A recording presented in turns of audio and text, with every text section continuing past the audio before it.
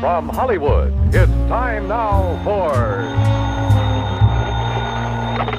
Johnny Dollar. Fred Norwood, Northeastern Indemnity Association. Oh, hello, Fred. I haven't heard from you since that case down in Managua, Nicaragua. Got another nice long trip lined up for me? I'm afraid not this time. But if you can leave right away, I wish you'd run down to Baltimore for us. Baltimore? That depends. Depends on what? How free I can be with my expense account in the seafood department. Chicoteague oysters, soft-shell crabs, terrapin soup. Johnny, if you can get us off the hook on this one, I'll okay your expense account blind. Big one, huh? Over 100,000. Murder? Arson? $111,421 missing from a safe. Wow, and you're liable for it if it isn't recovered, huh? For the full amount. But who'd keep that much cash in a safe? Outside of a bank, that is. The Trillingham Tobacco Company. But why? Better get the details from August Trillingham, if you'll take this on. On a freewheeling expense account? Freddie, I'm your boy.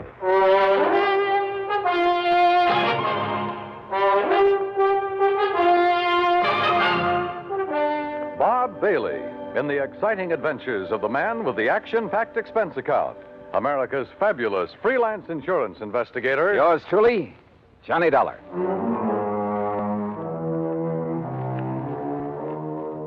Expense account submitted by Special Investigator Johnny Dollar to the Northeastern Indemnity Association, Hartford, Connecticut. Following is an account of expenses incurred during my investigation of the wayward money matter. Expense account item 1, 2630, plane fare and incidentals, Hartford to New York to Baltimore, and a cab to the Sheraton Belvedere. After all, I could afford the best. Item 2, a 10-cent phone call to Mr. August Trillingham. He'd be glad to see me. Somewhere that name rang a bell. Item 3, a $1.20 for a cab to the Trillingham Tobacco Company on Conway near Charles Street. It was a huge old brick building with what I guess you'd call a vaulted roof. Offices at one end of it, and the rest looked like a kind of warehouse. I'm glad you could get here so quickly, Mr. Dollar. The loss only occurred last night, you know. Well, I left Hartford the minute the insurance company called me. So, somebody blew your safe and walked off with a lot of... Opened the safe, Mr. Dollar, and took over $104,000. Do you always keep that much cash on hand? Yes, because of the nature of our business. What do you mean? Well, the tobacco was grown by the farmers hereabouts, barn cured for a month or 2 or 3, and then brought here. Uh-huh. We graded according to quality and color and tied into hands. Hands? Bunches of 20 or 30 leaves, depending on size. Oh, I see. And then we pack it in hogsheads and ship it to the auction warehouses. We're kind of a middleman between the small farmer and the auction. I said small farmer, Mr. Dollar. Well? People for whom tobacco is only an incidental crop. There are a lot of them. And since we buy from them outright, they want cash. Not checks or payment due the first of the month. Oh, no, cash. Oh, I see. And you're always gambling on what you'll be able to get at the auctions. That's right. Ah. How's business, Mr. Trillingham? Not as good as I'd like, of course, but I'm sure it'll pick up later in the year. Why do you ask? Oh, just wondered. In a matter like this, I want to know all I can. Yes, but you said that as though you meant to imply that perhaps... I meant to imply nothing. Look, you said that safe wasn't cracked. I said it was opened.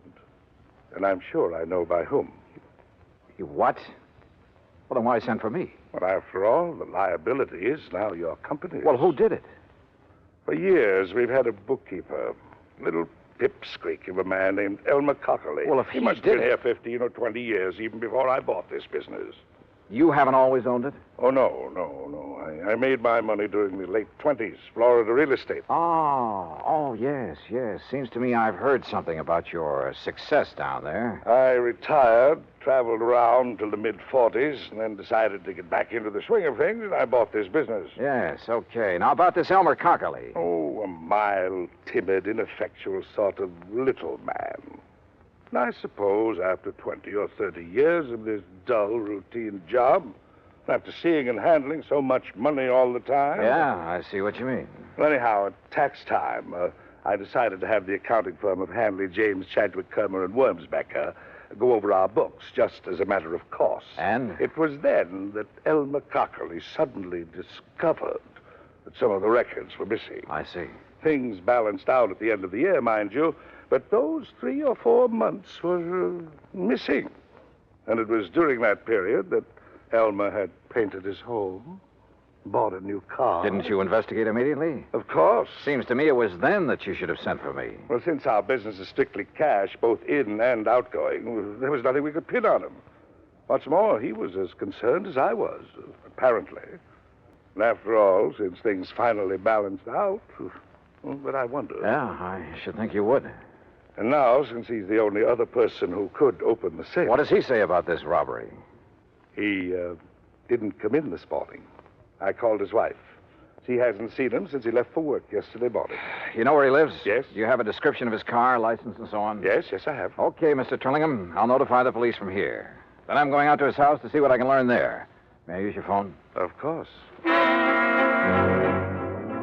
Yeah, it wouldn't be the first time a timid soul had finally felt his oats, had run off with company money. And usually that type was hard to find.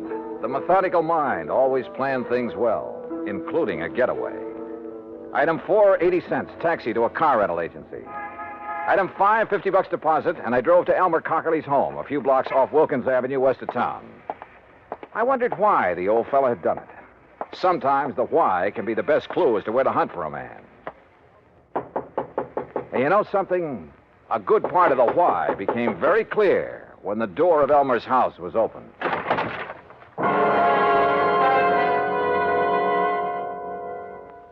Act two of yours truly, Johnny Dollar, in a moment.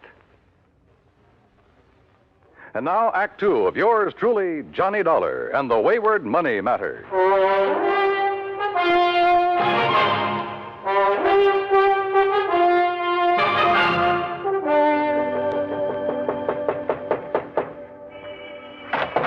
Yes, what do you want? Mrs. Cockerly? I'm Mrs. Cockerly. Who are you? Johnny Dollar, insurance investigator. Insurance investigator? I haven't even filed a claim on Elmer yet. Oh, you think your husband is dead, Mrs. Cockerly? Well, of course he is. You think for a minute he'd walk out on me? That's why you think he's dead? Ain't that enough? You've talked with Mr. Trillingham this morning. Of course I have. He wanted to know where Elmer was. I wanted to know where Elmer was. Neither of us knowed, so that was that. So when they find his body, I'll collect his insurance, and that'll be that. And I won't have that helpless little worm around underfoot no more. No more having to baby and nurse him and tie his tie and feed him. Mrs. Cockerly. No, sir. The only reason that little shrimp would dare not to come home is if somebody done him in. And when you find him, you can come around and pay me his insurance, and that's that. Now, if that's all you've Just a come to minute. talk... Just a minute. Did Mr. Trillingham tell you that over $100,000 was taken from the safe at the office? No. Elmer didn't do it. I know he didn't. Do you? Working his fingers to the bone year after year, handling all that money, and him and me just scraping along. Why, if it wasn't for beneficial finance helping us along now and then, I don't know what we'd have done. Yeah, well, I look. told him more than once if he wasn't such a spineless little mouse, he'd help himself to some of that money. They'd never miss it, being a cash business like it is, and Lord knows he deserved some of it. What'd he say to that? Scared him, made him angry, so I'd keep rubbing it in. Great marriage you two had. Sometimes he'd scream and yell like a baby. He dared to scream at you? I'd let him. I got so sick of him, it did me good to see him blow his top. Believe me, I told him more than once, if I was in his place, I wouldn't hesitate. Well, go ahead, he says, go ahead. And he give me, go ahead, he says. He gave you what, Mrs. Cockerly? The combination to the safe? Yes. Yes, he did. So what of it? So maybe I went down there and robbed it last night. Well, how did you know it was last night? I didn't tell you that. All right. All right, maybe I did. But I'd like to see you put it on me. Maybe I will. You think I can't use that kind of money? You think I don't deserve it after struggling all these years, caring for him for nothing because he didn't have the gumption to get what he should have? You know something, Mrs. Cockerly? I doubt if you ever gave him a chance to show any gumption. Huh? Do you know Elmer? Did you ever see him? No. And look. Look at his picture here on the hall table. All right. A baby, that's all he is. All or right. was. You've made with a lot of big, noisy talk. Now, just Probably most of it's a lie. I don't believe you'd live 10 minutes with a man if you really felt that way about him. Look, mister. But there must be some reason for it. Some reason for trying to make me suspect you. I told you. Maybe you did do it. Did you? But I'd like to see you prove it. Well, I don't think you did. I'd like to see you prove that. I think all you're trying to do is cover up for him, protect him. And I'll say this, you're taking a mighty offbeat way to do it. Now, listen. Where is he? You really think little Elmer could have... No. No, he really didn't have the gumption. All right, who else? He couldn't have, Mr. Dollar. Outside of his books and figures at that office, he could hardly take care of himself.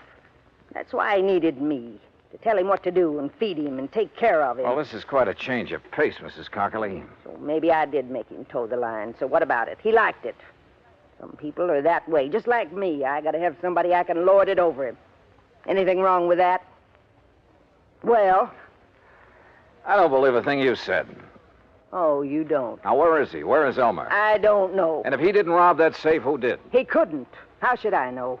Why don't you ask that August Trillingham, his fancy boss that's kept him and me starving all these years? Did you think of him? Everybody's a suspect at a time like this. Dear August. Including his you. Friend, the boss. Used to go catfishing together up the creek. Great privilege for poor little Elmer to go fishing with the boss who made all the money. That's where I thought he was last night when he didn't come home to supper. When he wasn't home all night, poor dear. All right, Mrs. Cockerly, just quit acting. Acting? Somebody stole that Now, money, and listen. apparently only 3 people knew the combination of that safe. Trillingham, your husband, and you. I tell you, go ask that Trillingham. But only one of the 3 has run out, disappeared. No. No, I'll never believe that Elmer did it. He could. Sure he could. Anybody could. Now, where is he? I don't know. I think you do. No. And you're trying to protect him. Or are you waiting to hear from him so you can join him and the money? That isn't true. Then why isn't he here, if half of what you told me is true? Because Oh, go answer the phone. Hello. Yes, I'm her. Who? Oh, just a minute. Sergeant Macklin, he says. Oh, the man I talked to at police headquarters. Here. Thanks. Johnny Dollar. This is Macklin, Mr. Dollar. Yeah, Mac. Looks like it's all sewed up. Yeah, who? Elmer Cockerly. Driver's license, identification You found the card. money? Well, what's left of it. They got the money, did they? You know what Cockerly looks like? I've seen his picture. Well, then maybe you better come out here. Where? Hance's Bridge. Hance's Bridge. That's where Yeah, Elmer used to go it's, catfishing all the time. It's about 9 miles up the creek north of town. Okay, I'll see you there. Yeah, I want you to see if you can identify Cockerly's body. Oh. I see. Act 3 of yours truly, Johnny Dollar, in a moment. And now, Act 3 of yours truly, Johnny Dollar, and the Wayward Money Matter.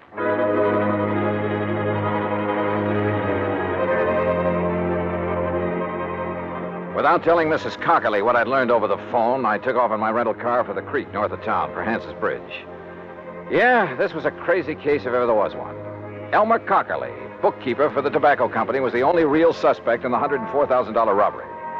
And where there's only one suspect, I always begin to wonder. But who else was there? His wife? Maybe. She'd done everything she could to confuse me. The owner of the company, Trillingham?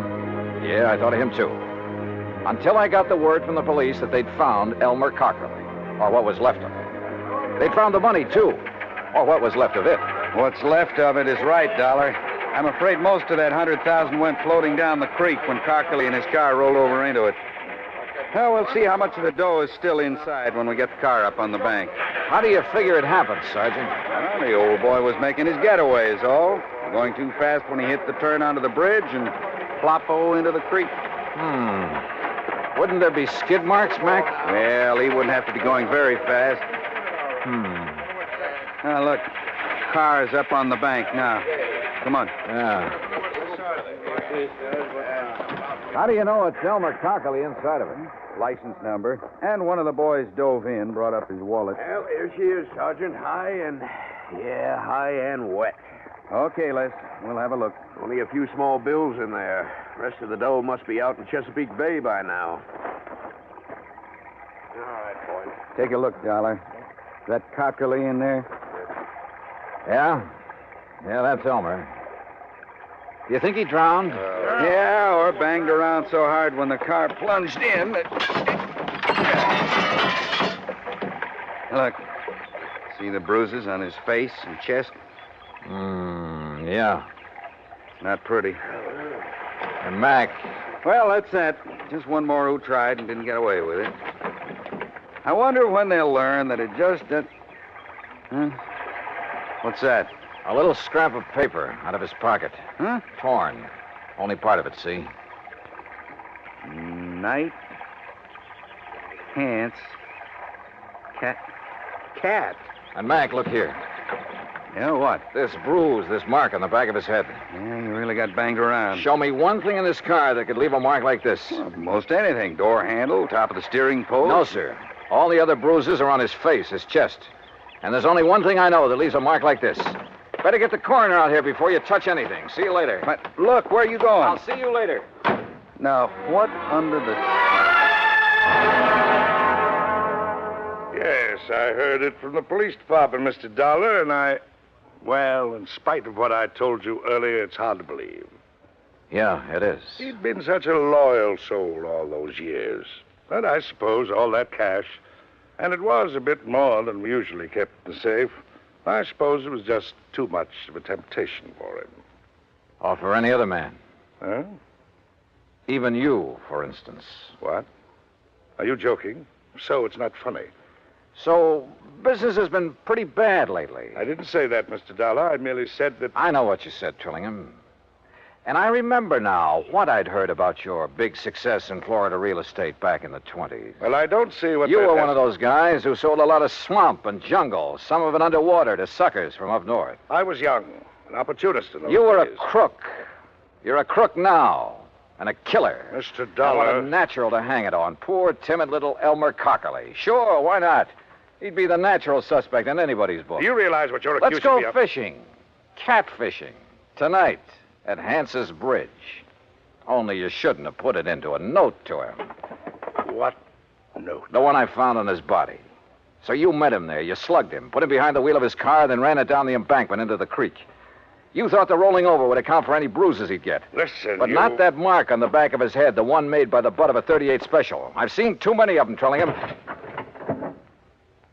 Oh, I see.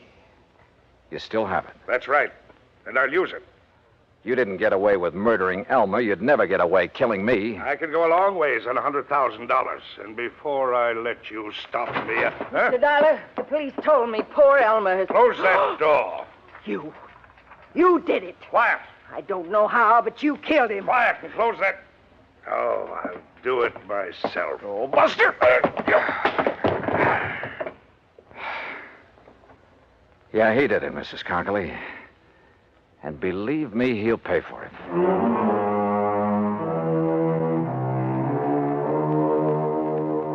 Well, so ends another dirty chapter in the history of crime. I hope the insurance on Elmer makes up in some small way for Mrs. Cockerly's loss of her... Well, I was going to say husband, but I guess Elmer was kind of a baby to her. To manage, to browbeat, and to love. Expense account total, including transportation back to Hartford, $104.70. Yours truly, Johnny Dollar.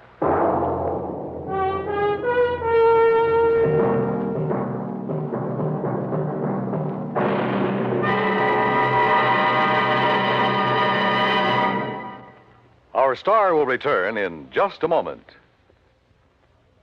Now, here is our star to tell you about next week's story. Next week, a fishing trip to Lake Mojave Resort. Fishing, that is, for a thief. Join us, won't you? Yours truly, Johnny Dollar.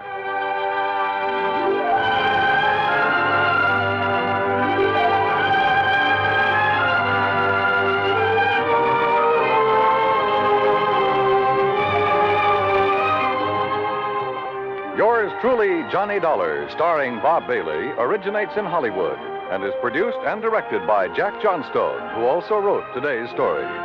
Heard in our cast were Virginia Gregg, Edgar Barrier, Alan Reed, Vic Perrin, and Frank Nelson. Be sure to join us next week, same time and station, for another exciting story of yours truly, Johnny Dollar. This is Dan Cubberly speaking.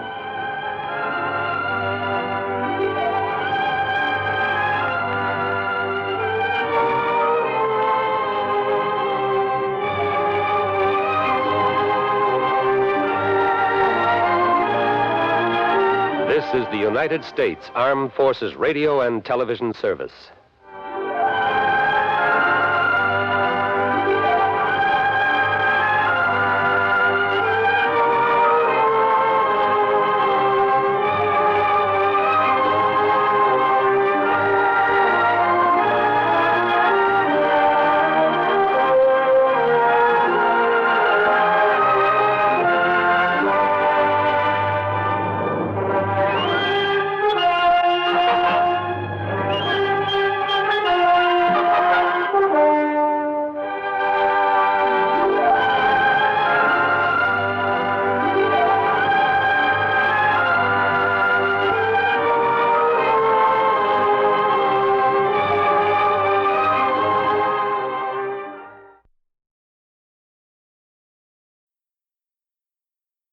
From Hollywood, it's time now for...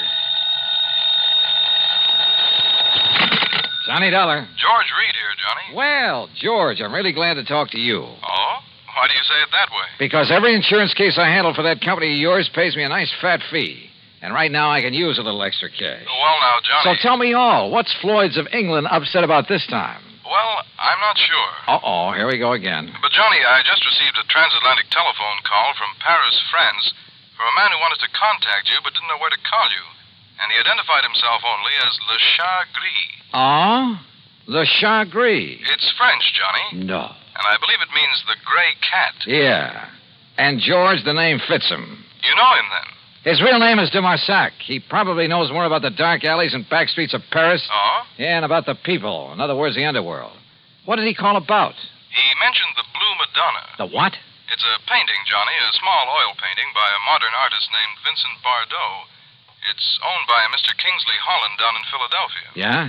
It hangs in the Gavin Galleries, and we've insured it for $12,000. Well, what did he have to say about it? Only that you're to call him. His number there in Paris is Orleans 57722. Uh-huh. That he has some very interesting information for you about that painting. Oh, sure. That he'll be glad to give me for a price. Exactly. I can't for the life of me figure what his interest is in it. If there were anything amiss, I'm sure the gallery would have called me. George, if you knew that character as well as I do, you'd okay my expense account without even looking at it and be willing to pay me that big fee I was talking about. What do you mean? Want to make a bet? What kind of a bet? I'll give you odds of 10 to 1 that whatever's hanging in that gallery down there in Philadelphia is not the Blue Madonna. What? Now, look, Johnny, good heavens. George, I'll be talking to you.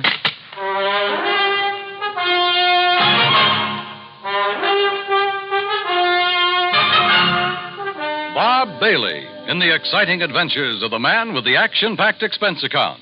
America's fabulous freelance insurance investigator. Yours truly, Johnny Dollar.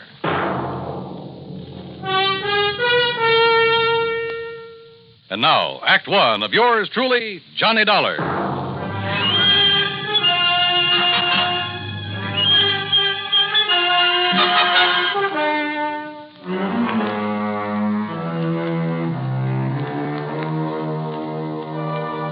Expense account submitted by Special Investigator Johnny Dollar to Floyd's of England, North American Office, Hartford, Connecticut. Following is an account of expenses incurred during my investigation of the Blue Madonna Matter. Expense account item 1, $12 even for a phone call to my underworld contact in Paris, France, a man by the name of de Marsac, who calls himself the Gray Cat. Oh, oui, Monsieur Dollar. This is your very dear friend, Le Chat Gris? Very dear friend, huh? Now listen, you telephoned George Reed that you have some real hot information about a painting his company insured. Ah, oui, Le Madonna Bleu. What did you call the Blue Madonna? Okay. How much you want this time? Oh, Monsieur, you touch me to the quick. Well, one might think that I slave and suffer and risk my life on your behalf only for money. How much, de Marsac? Say, $1,000. $1,000? Look, if your info's worth anything, I'll send you a check for $50. $50? No. 900? Okay, I'll make it 75. But, Monsieur, 750? How about an even 100? 500. 2. 4? 3, that's final. Oh, please. 200? Okay, 200. Oui. Eh? No. It's all settled, $200. Now, what about the Blue Madonna? Yes. It is now here in Paris. Yeah, where? In the shop of Monsieur Dubuisson on the Rue des Pas de la Moule. Dubuisson? Huh. You sure it isn't just a copy? That he'll try to foist it off on some wealthy sucker? Dubuisson is a crook, an evil crook. But he's an honest one. Oh, sure. Yes, and he knows the works of art. Also, he's very clever. To get his price, he will wait until the real Madonna is discovered missing. If it really is. That's what I'll check on now. And then you will send me the $500, my very dear friend. 200, remember? Oui, I cheated myself. But, Monsieur... Yeah? Suppose I could find out who smuggled the painting into him, eh? Fine. That would be worth a lot to you, no? Say, 1,000? We'll see. I'll be talking to you. Item 2, 420. I phoned to my old pal, Foster Harmon, down in Sarasota, Florida. Told him I'd pay his fare if he'd grab the first plane out and meet me in Philadelphia at the Bellevue Stratford Hotel. I knew that if anybody could identify the genuine painting, he could. Item 3, $9.40 for my own transportation to the city of brotherly love. Item 4, $9.50, cocktails and dinner for the two of us there at the Bellevue. Yes, the Blue Madonna is one of Vincent Bardot's best-known works. I don't think there's another living artist who could so effectively use various shades of just one color. But what about it, Johnny? Well, first thing in the morning, I want you to come along with me and take a look at it. It's in the Gavin Galleries, isn't it, up on Walnut Street? Yeah, at least it's supposed to be. Suppose? Now, all I want you to do is take a good look at it, then reserve any comments until after we get out of the place. And? That's all. Well, but Johnny... Meantime, I want to check with the owner of that painting. The telephone directory gave me Kingsley Holland's address. Item 4, $6.20 for a cab to a small apartment house out in West Philadelphia. Holland turned out to be, well, I'd say he was about 30, short, lean, and nervous, with the surly expression of a man who feels the world hasn't done right by him. Yeah? You mean you're interested in buying the Blue Madonna? Well, it all depends, Mr. Holland. Uh-huh. Look, Dollar, that's what you said your name is? Yes, that's right, Johnny Dollar. Sounds familiar. Well, anyway, listen. Yeah? That gallery's got a price of $18,000 on it. But if you want to buy it direct from me, and right now, I'll give it to you for $12,000. Save yourself a few $1,000, and it'll save me having to pay them their 20%. But if you've already commissioned the gallery to sell it for you... So I'll tell them I changed my mind, that I want to keep it. Then when they find out that I've sold it, well, let them try and catch up with me and collect. Because me, I'll be right back in little old gay Paris. Back in Paris? Sure, I'd be there still, only I ran out of money. $12,000, huh? That's exactly what it's insured for. And that's what they appraised it for when I got it from my uncle's estate. With all his money, what does he die and leave me with but a lousy painting? Well, do you want it? Let me think about it. I'm staying at the Bellevue Stratford. Sure. Just don't tell them at the Gavin Gallery about our little deal, huh? What those crooks don't know won't hurt them. Crooks? You think for a minute all that stuff they've got laying around the place is genuine? But the Blue Madonna is. You're sure? Huh? What do you mean by that? Just stick around, Mr. Holland. Any reason why I shouldn't? I don't know. Is there? Now, wait a minute, Dollar. I'll be in touch with you. Act 2 of yours truly, Johnny Dollar, in a moment. Now, Act 2 of yours truly, Johnny Dollar, and the Blue Madonna Matter. Had Kingsley Holland, the owner of the painting, recognized my name? I thought so. And if a switch in that painting had been made and he knew about it, well, I'd do well to look out for him. Yeah, the more I thought about it, the more certain I became that whatever hung in the Gavin Galleries was not the Blue Madonna. Item 5, another $6 for a taxi back to my hotel. Item 6, $5.80, breakfast the next morning for Foster Harmon and myself. By 10 o'clock, we were at the Gavin Galleries, looking at a pretty modern, but I must say beautiful painting. Amazing, Johnny. Amazing. The most extraordinary... Well, I just can't believe it. Can't believe what, Foster? That it's the real thing or just a good copy? Oh, good morning, sir. That's just it. You see... I've helped these gentlemen. Johnny... Hold it, Foss. That painting, you know, is a genuine Bardot. Yeah? My name is Johnny Dollar. This is Mr. Foster Harmon. Gentlemen, I'm Arnold Gavin. You're interested in buying the Blue Madonna? If this is really it. Johnny, listen. Wait, Foster. What is the price of it, Mr. Gavin? $20,000. Mr. Dollar, did you say? Yeah, but, wow. Haven't you got a Bardot that's a bit cheaper? His Laconic Lagoon is priced at $10,000. Holy. Well, how about a copy of this? Bardot has never allowed his works to be copied. Johnny, listen. Yeah, Foster. It looks like this stuff is too rich for our blood. No. Come on, let's go back to the Bellevue Stratford. No, listen. Perhaps there's something else that might interest you. No, I'm afraid not, but thank you. That's quite all right. Now, look, suppose I come back later. Johnny, listen. Come on, will you? Yeah, I'll see you tomorrow, Mr. Gavin. Now, Johnny... Just take it easy. Well, Foss? It's a fraud, Johnny. It's a copy. I'm sure of it. Hey. Did you say that Blue Madonna's a copy, mister? Yes. Wait, Foss. Well, I thought you were looking at it kind of funny there in the gallery. Yes, sir. It's a fraud. Foster. You don't mind my asking, who are you? My name is Foster Harmon. Harmon? From the John Ringling Museum down in Florida? That's right. Well, then you ought to know. Now, just a minute, mister. Say, aren't you Johnny Dollar, the insurance investigator? So what? Who are you? Me? Well, I'm Rube Alloway of Transworld News Service. News service? Oh, fine. Yeah, I'll see you, boys, and thanks a lot. Well, Foss, it looks like you opened your mouth and stuck my foot in it. Well, I'm sorry, Johnny, but what I said is true. That Blue Madonna is an imitation, a phony. That much I already knew. At least I was pretty sure of it. But don't you see the amazing thing? Well, Johnny, that copy is so perfect, so exactly in the style of Vincent Bardot, even to little things, little idiosyncrasies that even the finest copyist couldn't match. Certain minute details about an artist's work are as distinctive, as impossible to copy as a man's own fingerprints. Yeah, well... What I'm trying to say is that if I didn't know every brush mark on the original... Okay, Foss, forget it.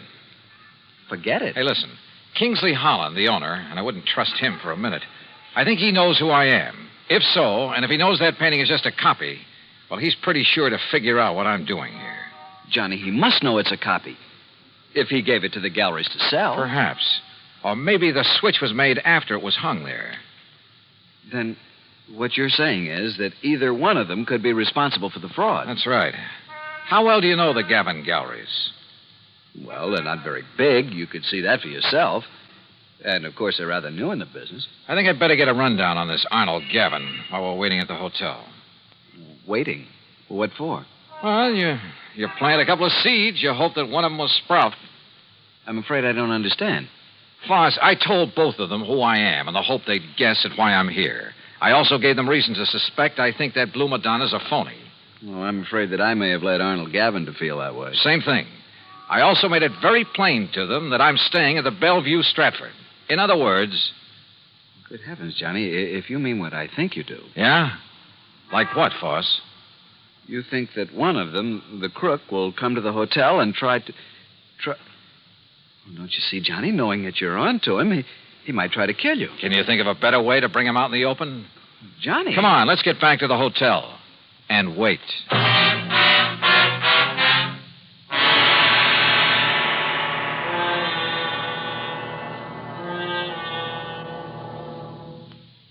Act 3 of yours truly, Johnny Dollar, in a moment.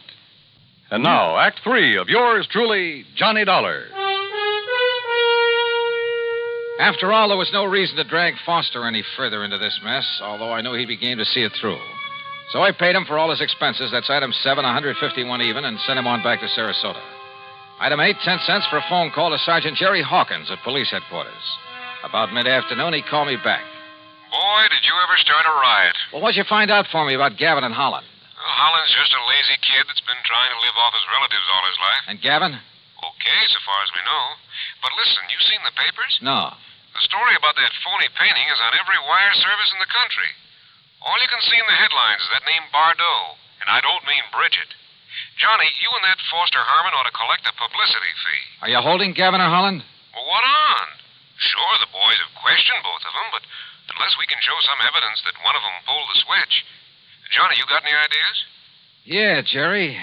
Suddenly, I think maybe I have. Well, then start talking so I can make a pitch.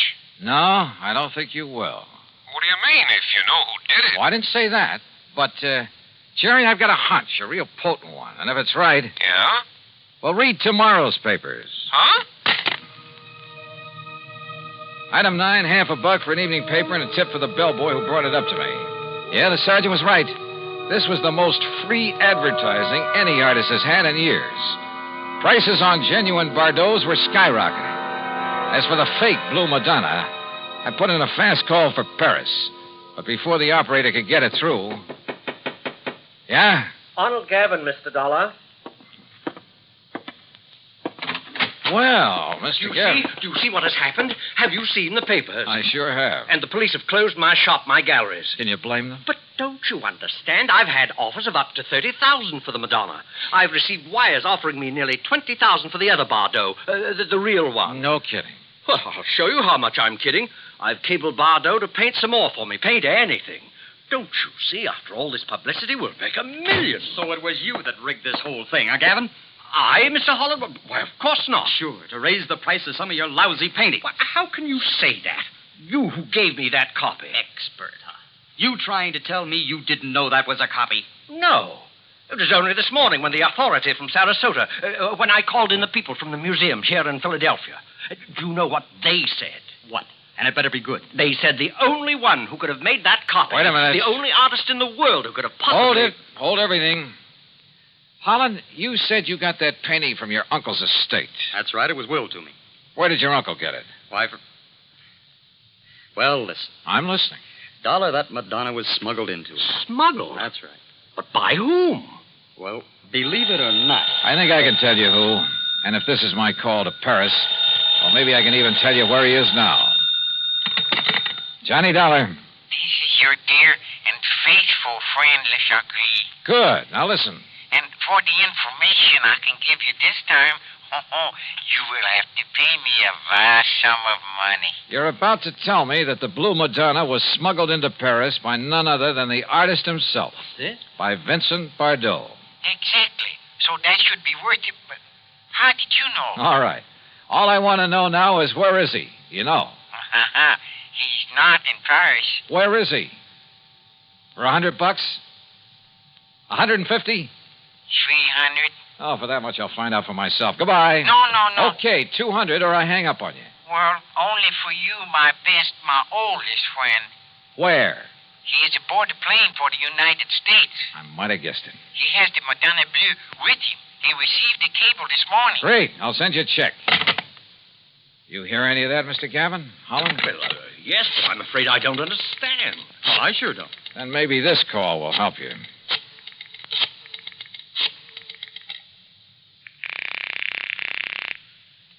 Headquarters? Sergeant Jerry Hawkins. Yes, sir.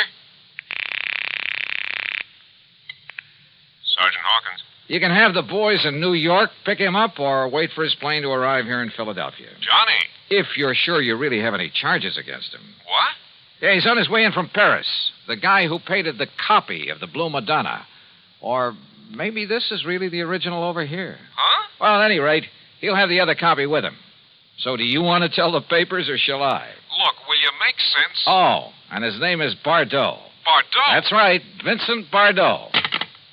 Well? You mean that he painted two of them? Sure, with probably something like this in mind. But I can't And believe... look what it's done for him. Put him on the map. Anything he paints now will net him a fortune. And I don't think you'll suffer particularly either, Mr. Gavin. Well, no. As for you, Holland, well, you'll get a lot more than you thought for that painting of yours. Man, what a fast. Sure. But you know something? What, Mr. Dollar? I just wonder if Le Chagris was in on this thing with him from the beginning. Le Chagris? So help me, I wouldn't put it beyond him.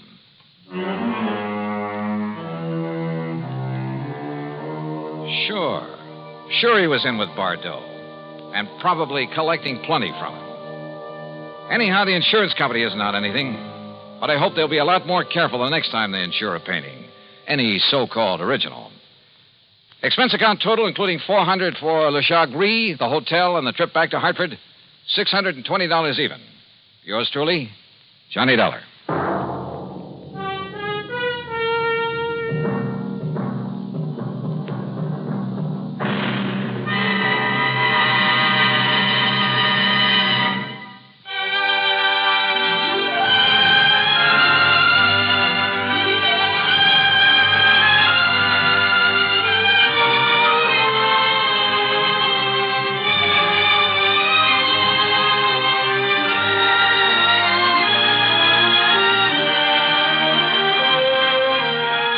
Yours truly, Johnny Dollar, starring Bob Bailey, originates in Hollywood and is written, produced, and directed by Jack Johnstone. Heard in our cast were G. Stanley Jones, Forrest Lewis, Harry Bartell, Joseph Kearns, Bert Holland, and Byron Kane. Be sure to join us next week, same time and station, for another exciting story of yours truly, Johnny Dollar.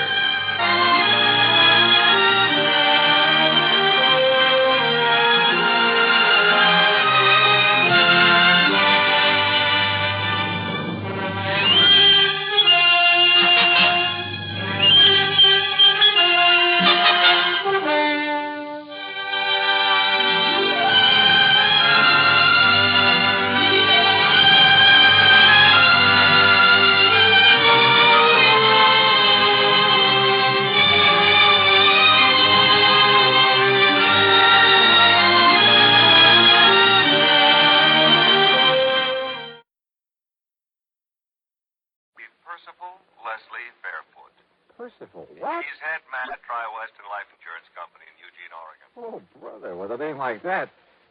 What's bothering the dear boy, Pat? Exactly $50,000.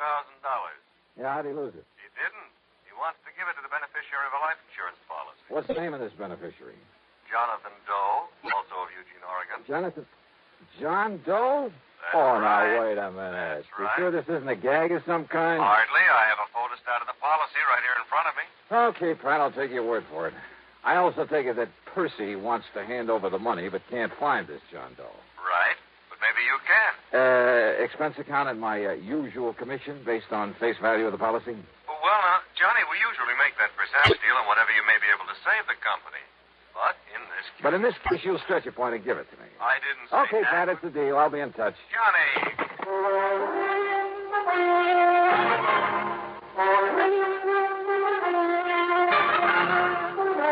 CBS Radio brings you Bob Bailey in the intriguing adventures of the man with the action-packed expense account, America's fabulous freelance insurance investigator. Yours truly, Johnny Dollar.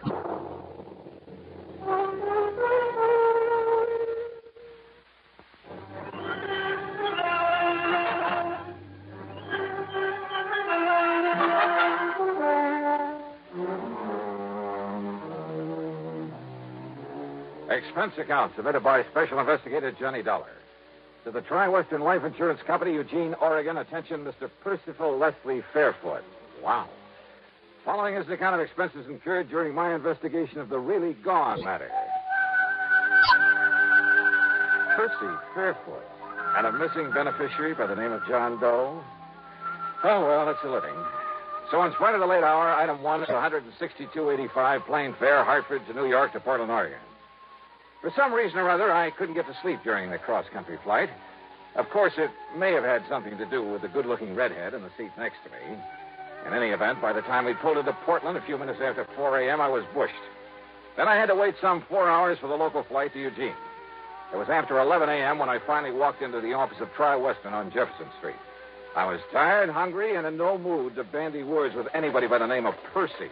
The office straight ahead, Mr. Dollar. Thanks. He's expecting you. Very anxious to see you. Oh, yeah, I'm sure. Well, come in, Dollar. Close the door and come in and sit down. You're Percival Leslie? Yeah, that's right. Call me Les. And come in, come in. Yeah, sure. Well, you look like you've been run through a ringer, Johnny. How about a little drink? Think that might help? No, thanks. Or is it because you've been nipping at the jug all the way out here? Oh, hardly. Of course, there was that redhead in the seat next to mine. Oh, yeah, those redheads, they'll do it to you every time. Good looking. Well, I told you I didn't get any sleep. Oh, baby, you're a man after my own heart. But now, listen. Did Pat McCracken tell you why I wanted to see you? Something about a missing beneficiary. Now, here's a story in a couple of nutshells or two. But we got a lot of farms around here. Big ones, little ones, all kinds. A few years ago, Harvey Wakeman and his family came out here. That's Mrs. Wakeman and his 20-year-old son, Ben. It's Wakeman's policy that's involved? Just let me give it to you my own way. It'll save time. Huh? Yeah, shoot. Well, Wakeman used to be a professor at some agriculture college somewhere back east.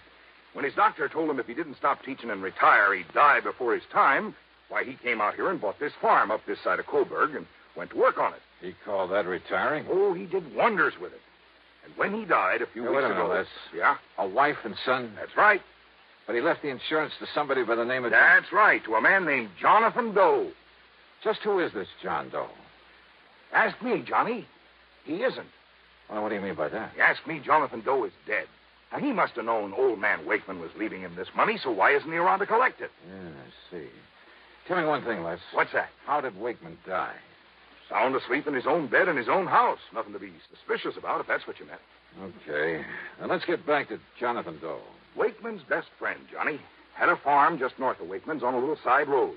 The way I understand it, Wakeman spent almost as much time this past year over at Jonathan's helping him out as he did on his own farm. His best friend? Yeah, that's why he left him the insurance money. After all, he left his widow and his boy his own farm worth 3 or 4 times that much. I see. But now my problem is I can't find Jonathan Doe. Well, he just disappeared? Just disappeared. When? About the same time Harvey Wakeman died, near as we can figure it. That was 3 months ago. What did the police think? Well, they decided the only thing we can do is wait. Maybe he'll show up again. But you ask me, Johnny. Yeah?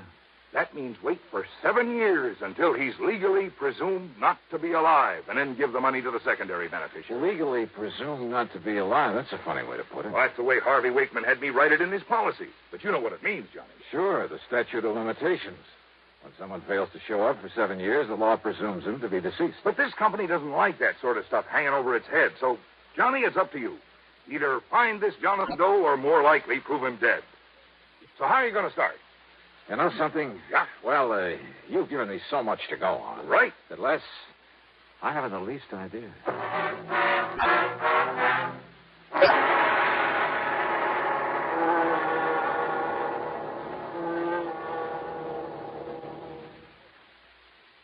The really...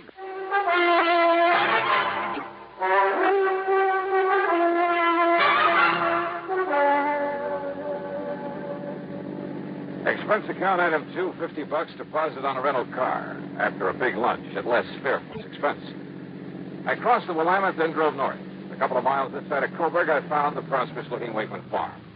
As I pulled up in front of the house, a clean-cut young fellow in blue jeans came over to the car. Afternoon, mister. Can I help you? I'm Ben Wakeman. Yeah, hiya, Ben. My name's Johnny Dollar. Dollar? Insurance investigator.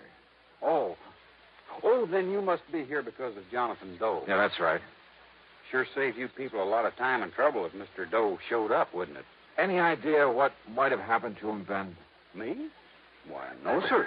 Well, I have, Mr. Dollar. I could hear you through the window. I'm Mrs. Wakeman, and I have a couple of ideas about what happened to him. How do you do, Miss Wakeman? You know what I think? Well, now, Ma. I think Jonathan Doe was just so broken up over my husband's passing that he couldn't bear just staying around not being able to do anything about it. Ma, they were the closest friends that ever lived, Harvey and Jonathan Doe. Tell me, Mrs. Pa spent more time with him, helping him, loaning him his implements. Well, maybe he... I guess our Alice Chalmers tractor is still over there. Ben?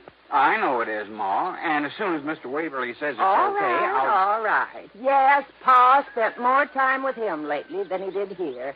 And with the shock of Pa's going, well, I just think he went away. Ma, I don't mean to argue with you, Ben, the more you say no, the more I believe it's true. You just know the best way to keep me thinking something is to say it isn't so. You're just like your father was. You said you had 2 ideas, Mrs. Wakeman. Well, of course, Mr. Dollar. Any reason why this Jonathan Doe wasn't just, murdered? Ma, please. Any reason you know of why somebody might have murdered him? Well, no, but just the same, it's a possibility, isn't it? What sort of a man was Jonathan Doe? Well, according to Pa... No, I mean in your own opinion. Well, you see, I just never did get around to meet him. Goodness knows I told Pa to invite him over here to Sunday dinner often enough. Ben? Sir? Well, that is, I never met him either. I offered to go over there with Pa a couple of times and maybe help him out, but... You want the truth. Neither Ben nor I ever really saw his farm close up until they told us he'd disappeared. It wasn't that Pa kept us away from him. It's just... Well, who around here did know Jonathan Doe? Well, actually, I guess even we wouldn't have known about him if it hadn't been for Pa. That's true, Mr. Dollar. It's just that... Kind of funny that they knew so little about Mr. Wakeman's closest friend and beneficiary of his insurance. But the more I questioned them, the more sure I became that they really didn't. More important, perhaps as I was, Mrs. Wakeman's constant jabbering nearly drove me off my rocker. So after learning that the Eugene police had made what little investigation there was, I drove back to town, dropped in at headquarters. Well, you really should ought to talk to Sergeant Conroy, Mr. Dollar. He's the one really been out looking for that Jonathan Doe. John Doe, ain't that a laugh? Yeah.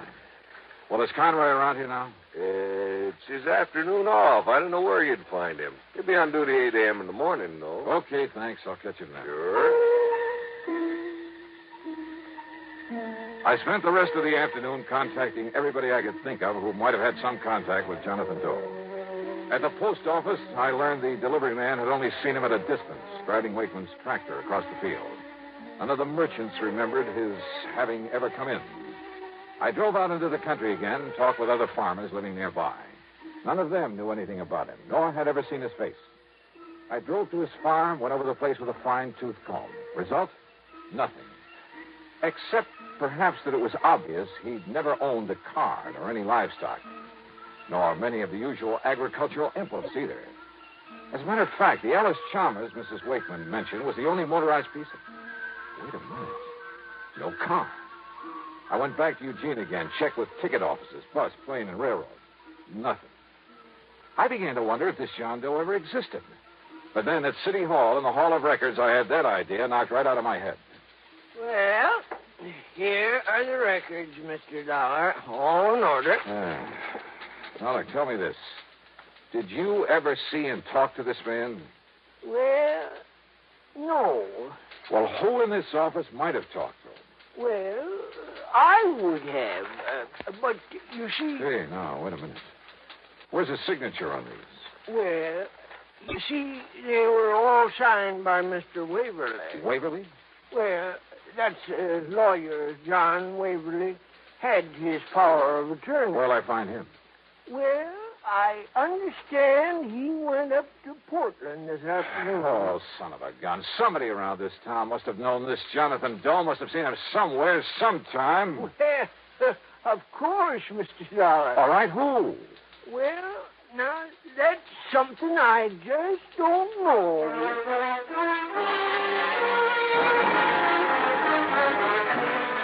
It was late, and I was beat, so I grabbed dinner in a room at the Barclay, that's item 3, 1170, and spent the next 9 hours getting some much-needed sleep. Item 4, first thing in the morning, $1.85 for breakfast. Then I barged on over to police headquarters again. Sergeant Conroy was cooperative enough, but not very helpful, if you know what I mean. Well, you've learned just about as much about Jonathan Doe in one afternoon as I have in 3 months. Yeah, but, Sergeant, it just doesn't make sense that no one, not one, around here is... Well... If only I didn't know young Ben so well. Man. You've seen him? Chip off the old block, just as hard-working, just as honest as his father was. Well, what about him? Well, anybody else but him, I'd have locked him up first and asked the questions later. What are you talking about? Speaking of that, do you ever get so many answers to questions you didn't ask as when Mrs. Wakeman starts Wait a minute, jacking listen, away? Conroy. Nice enough woman, I guess. I always did feel sorry for Mr. Wakeman having that mouth of hers around all the time. Wait a minute, will you? What do you mean about young Ben? The insurance, What? Secondary beneficiary, you know. It's Ben who gets that money if Jonathan Doe never shows up? That's right. Well, at least that's... You're sure of that? Well, that's what I understood from Les Fairfoot. He's the... Yeah, I know who he is. But why he didn't tell me that? Conroy, I'll see you later. Now, look, Dollar, I told you about that boy. That boy is somebody I want to find out more about for myself.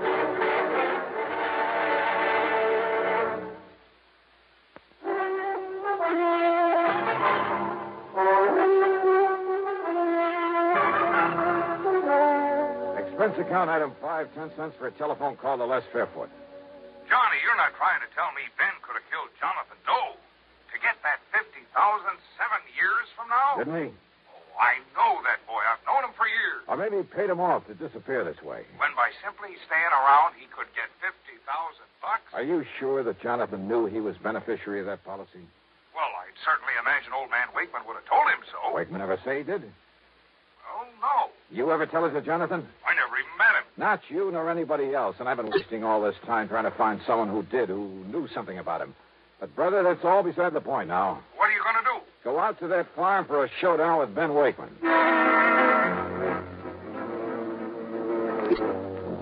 Showdown? I'm afraid I kind of made a fool of myself trying to trick that boy into confessing that he disposed of Jonathan Doe. He had an answer for everything. But I mean a straightforward, honest, eye-to-eye answer. As for his mother... Ben, who's worked so hard to take care of me and Paul ever since he first got sick, how can you say such a thing? It's all right now, Mother. It's just Mr. It's Dollar. just that he's accusing you of the most horrible, the most awful things, and he has no right to. Well, look, Mr. You think that Ben, this wonderful boy who's taken such good care of this farm, just like his father wanted, and who's even taken care of Jonathan's place ever since and taken care of us, I ought to scratch your eyes out for even thinking such a thing. Well, I'm sorry, Mrs. Wakeman. You'd better be, and you just better get out of here. Mother, If please. I had any sense, I'd sue you. I'd call up John Waverly and Wait tell a minute. him... Waverly? That's right. Lawyer Waverly. He was Dad's attorney, Mr. Dollar. Your father's, too? Of course. Then he's the one I want to see. Just don't you worry about that. You just come around here like this anymore, and you'll see him in court. Mrs. Wakeman. Go on, now, get out of here. Mrs. Wakeman, I may end up by owing you a big fat apology. You certainly will, but right But now... until I talk with this lawyer... Right now, you can just get out of here. Yes, ma'am.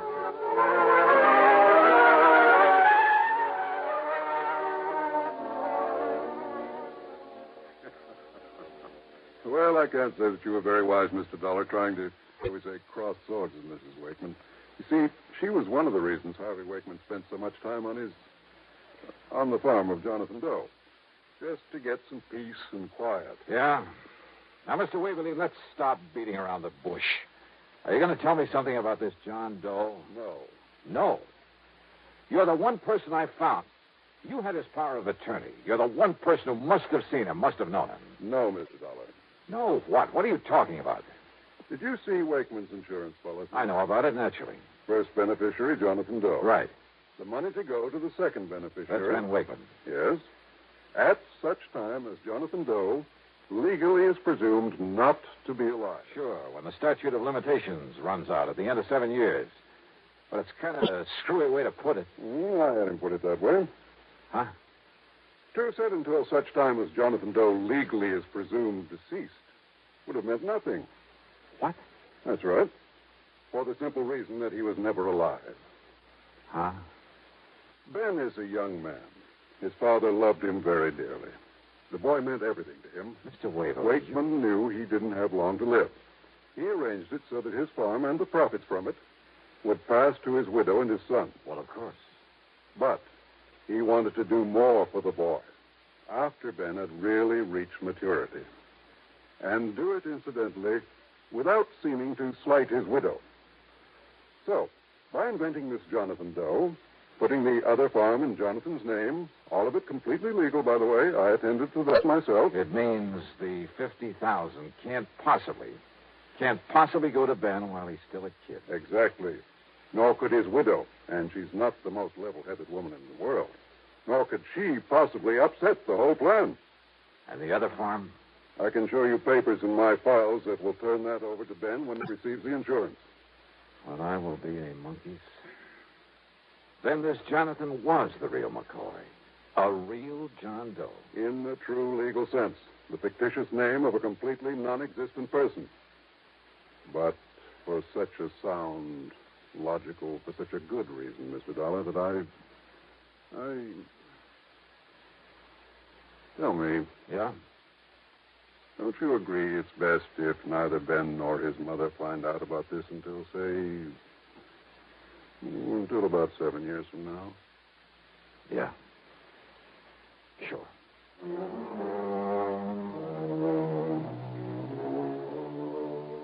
So, Les, you can just hold this $50,000 payment outside and outstanding for a while.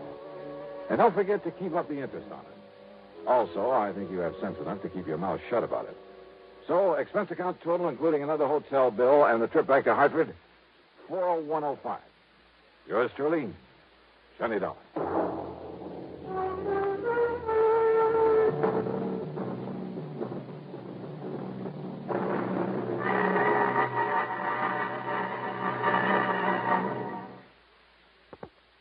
Now, here is our star to tell you about next week's story. Next week, a very clever device to cover a murder. And it almost worked. Join us, won't you? Yours truly, Johnny Dollar.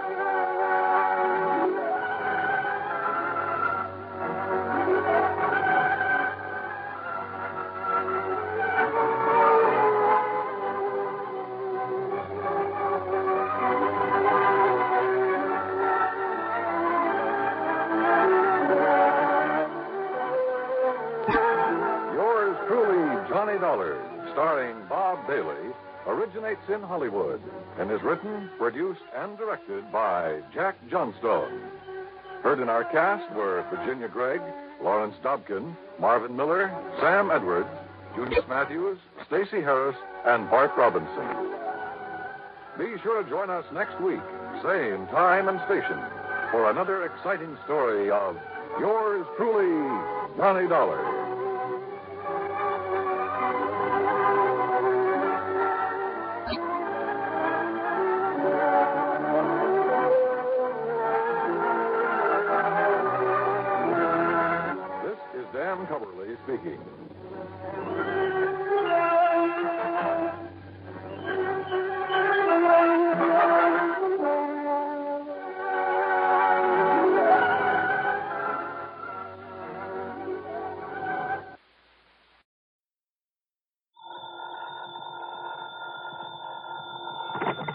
Johnny Dollar. Still there in Buffalo, huh? Yeah. Well? You get my report on the big robbery case out here? Yes. It looks to me like you've done yourself proud again. Only if you're still there, how come your expense account included transportation back here to Hartford? I'm afraid I got a little ahead of myself, Pat. Or maybe just batted a bit before you actually spent the money, is that it? Yeah, something like that. Well, I think we can overlook it this time. After all, you recovered something over $400,000 that was stolen from that store. Well, let's say I found out where it went. Well, that's the same... What? You mean to say you didn't get that money back? Not yet. Oh, but Johnny...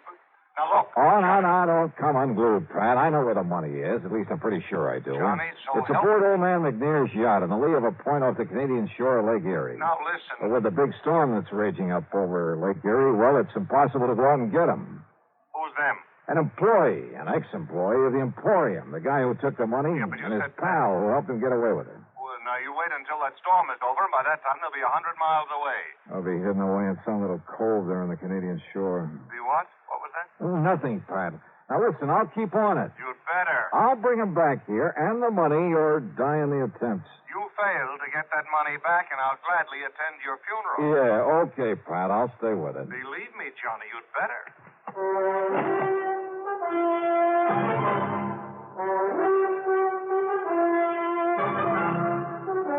CBS Radio brings you Bob Bailey in the exciting adventures of a man with the action-packed expense account.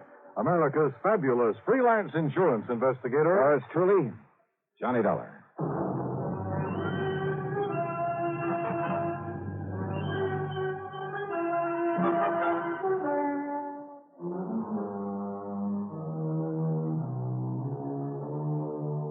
Expense account submitted by Special Investigator Johnny Dollar. To the Universal Adjustment Bureau, Hartford, Connecticut. Attention, Mr. Pratt McCracken. Following is an account of expenses incurred during my investigation of the Further in Buffalo matter. What I hadn't told Pratt over the phone was that the last minute the Coast Guard had stepped in, forbidding me to go after those crooks in a rented subchaser after all. And you know something? Because of that storm, I'm afraid they were right.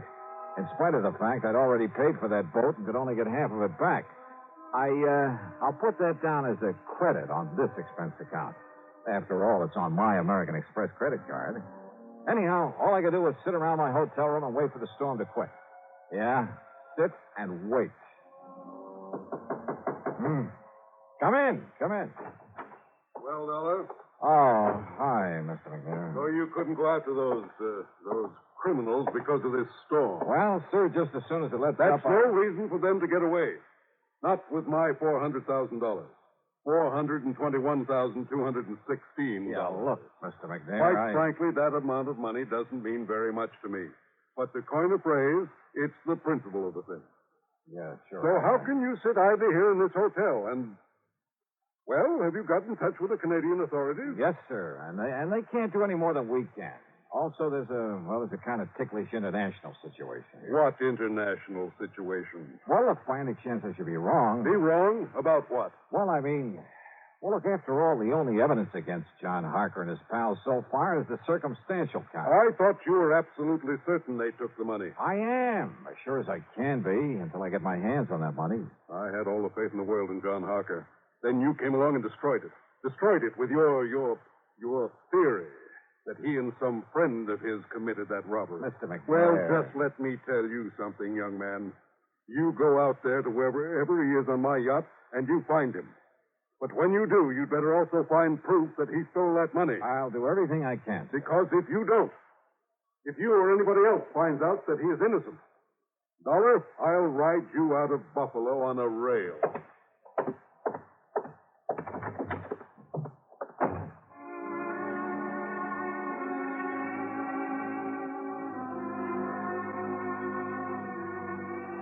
Yeah, at this point I was feeling real good, real happy. Everybody was being so nice to me.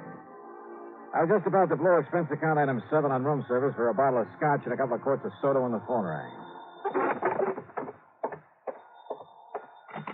Johnny Dollar. Murphy at the Coast Guard, Dollar. Yeah, Murph. Look, I'm still sorry about having had to stop your chase across the lake, but the old man would have had my scalp. It's all right, Murph. Nothing you can do about it. Anyhow, if you've been following the radio reports on that storm, Well, you might have got yourself into a lot of trouble out there. Yeah, I guess so. And you'd never been able to board a yacht in it anyway.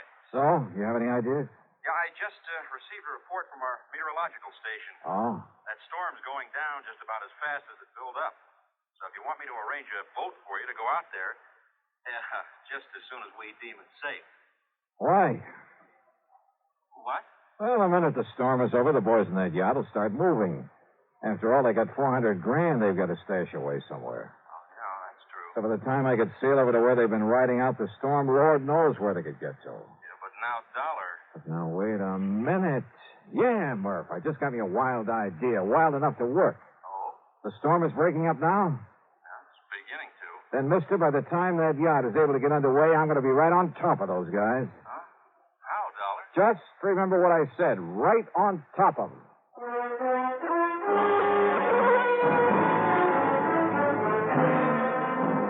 Expense account item 7, $3.25 for a taxi out to the municipal airport. Along the way, I noticed the rain was letting up, the wind was dying down. At one side of the airport, I found exactly what I was looking for. Within a couple of minutes, was in a little office talking with Tinker Barnum, owner of the Barnum Flying Service. Sure, Dollar. Complete equipment for it. Winch, line, slings, everything. Good. You see, we not only give a lot of demonstrations, instruction, that sort of thing, but now and then a Coast Guard calls on us to help with an actual rescue at sea. What'd you say your price is? $300. That includes me at the controls. Okay, then it's a deal. Okay, we'll take off just as soon as the wind goes down a few more knots. Oh, sorry, Tink. We got to take off right away. But if the wind starts blowing up again... It won't, and I got that straight from the Coast Guard. You're sure of that? I'm sure, so let's go. Well, I don't know if the tower will give me clearance. Then forget the tower. Well, now, wait a minute. 400? But I could lose my license, Dollar, get in a lot of trouble. Well, there's nothing else taking off from the field right now. I know. But that flight that just came in had a pretty rough time of it. Tell the tower it's an emergency, a rescue operation if you have to, but please, let's get going. Now, listen. It could be very dangerous. All right, that's a chance we'll have to take. 500?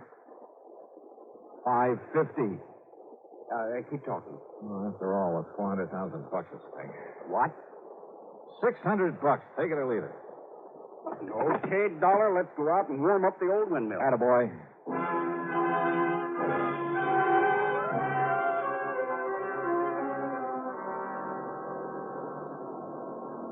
It was my first ride in a helicopter, and, brother, what an introduction. I've been aboard regular planes in rough weather lots of times, but the way that wind tossed us around, picked us up and let us down, and with nothing but the broad wind-chopped surface of Lake Erie below us. Well, it was an experience, to say the least. For the first half hour, Tink was fighting the controls every inch of the way under the gray, ominous scudding clouds that raced by overhead. Then, all of a sudden, the clouds left us. The sun came out in all its glory. The most welcome sight I've seen in years. The air calmed down. Then finally, standing out clearly under us was the Canadian shoreline. Look ahead, Dollar. Over to the left a bit. Yeah, Tink? That neck of land, that peninsula sticking out into the lake. Yeah, I see it. Long Point. And the yacht was supposed to be riding out the storm in the lee of it. I don't see it. The lee side would be the... But I do. Look, moving along the far side of the point. That's a cruiser, Johnny. But is it the right one? Come on, take us down to her. Right. Meantime, I'll get the sling ready so you can drop me down at the deck. Right.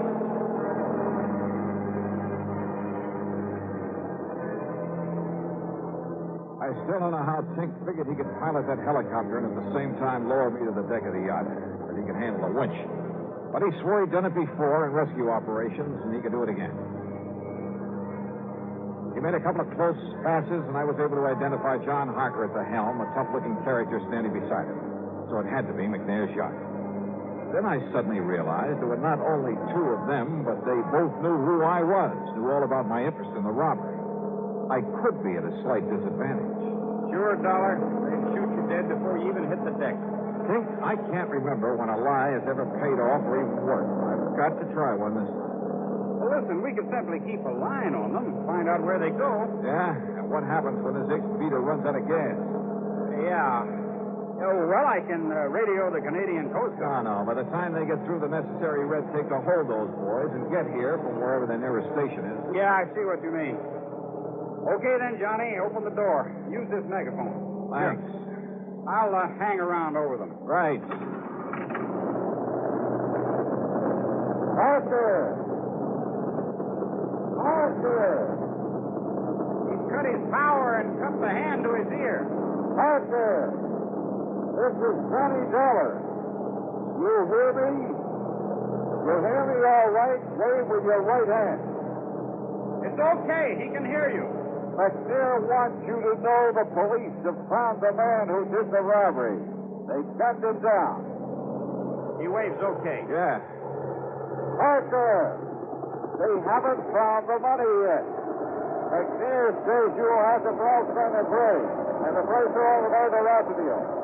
Hey, what was that, Johnny? You get that, Harker? I said that.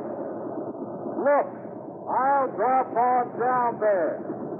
Stop your engines, and I'll drop down to your deck on a line. You get that?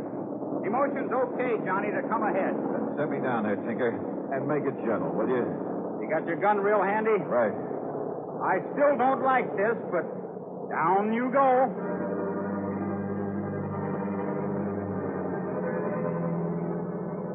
Swinging around under that copter, hoping I'd hit the deck of the boat below was no fun.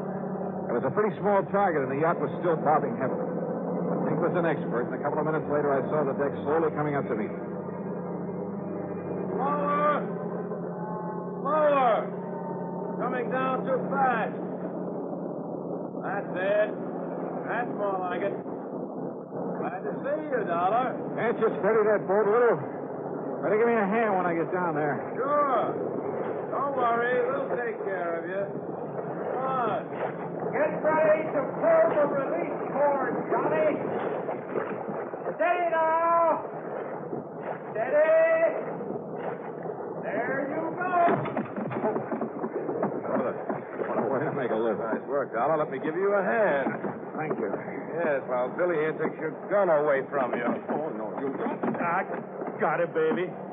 Now, just one funny move, Dollar, and I'll pull this trigger. You see what I mean? Oh, yeah. I see. Yeah. Just one funny move. Okay, Harker, now what? You know something, Billy? I think it might be a very good idea for you to pull that trigger anyway. All right, frisk him, Billy. Make sure Dollar hasn't got another gun on him. That's just what I'm doing, baby. Just what I'm doing.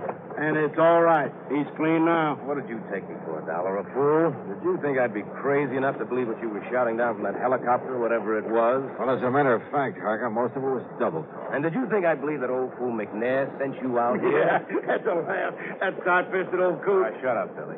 That story, the police had gunned down the man who stole the money from the Emporium. Don't make me laugh. You like to see that money before you go, Dollar? Like to run your fingers over 400 G's? Yeah, Billy. Why not? Well, it's all stashed away in that chain lock up for it. But you ain't never going to see. You're never going to see anything anymore. Can I kill him now, Harker? Can I, huh? No, wait. Huh? Stop waving that gun around. That helicopter gets out of sight. Okay, sure. Well, what's it hanging around for? I don't know. Dollar, get below the captain. You stay here, Billy, but keep that gun on through the door where that flyboy can't see it if he comes any closer. Sure. Go ahead, Dollar. Why not? Now, you just sit right there on that bunk and don't make a move, you understand? Because all I got to do is pull the trigger in here, and neither your pal up from that chopper nor nobody else is going to know it. Has he gone away yet, Harker? No. No, he's circling around again. Well, make a sign to him then. Make a sign everything's okay. Go ahead, Harker. That'll set him away. You just keep Dollar under control. Now, don't you worry about him. You just go ahead and signal that chopper. Okay, up there. Everything's okay. Thanks a lot. Thanks a lot. Yeah. Look, you see? I told you that to get rid of him. Yeah, there he goes. And maybe I better start digging up something that'll make Dollar sink to the bottom. What? Well, you know, the lead I'm going to fill him with might not be enough. You see what I mean? Yeah, very fine. Go ahead. Only watch him. He's tricky. I can handle him, baby. Wait. Why, what's the matter? That copper's coming back again. Well, I'll shoot him down. I can hit him. Oh, no, you won't. Then get us underway. Give her the power and get us underway. Then that guy'll know everything's okay. Maybe you're right. I'll try it.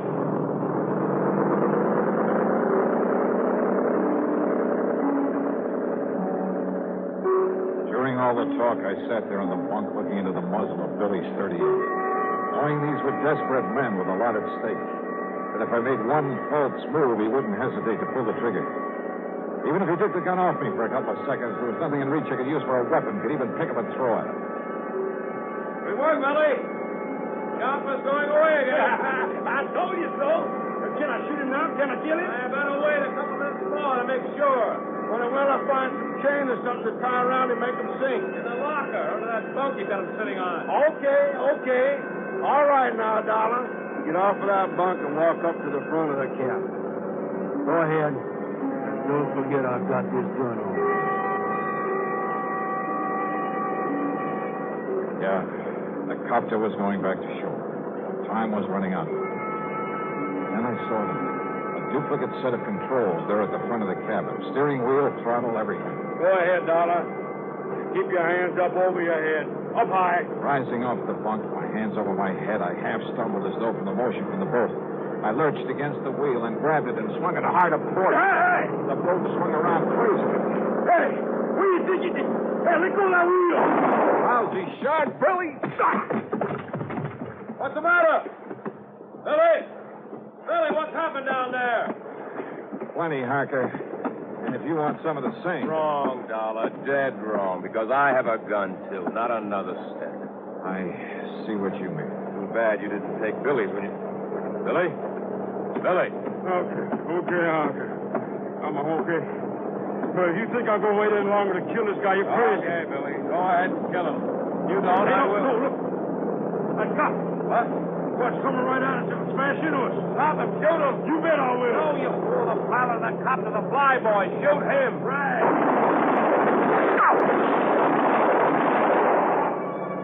My last chance. They turned to fire a tinker up in the copter. I lunged against Billy, shoved him over the side. By the time Harker turned to fire at me, I was on top of him, swinging with everything I had. Oh, I'll kill you. Oh, brother. What a rest. Oh. All right, Johnny. Okay. Okay, tinker. Okay. You want to pick up what's left of Billy out there in the water? Sure, Johnny. After all, that's what I told the tower this was the rescue operation. See you back in Buffalo.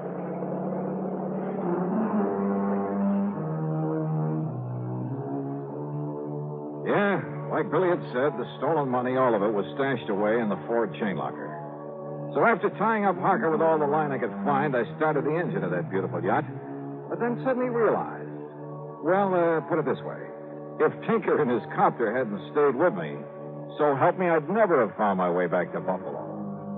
So, expense account total, including an even $1,000 for Tinker Barnum, and please don't argue about it, plus the trip back to Hartford, plus the previous charges you haven't yet paid me for, $1,800 even. And believe me, it's a bargain. Yours truly, Johnny Dollar.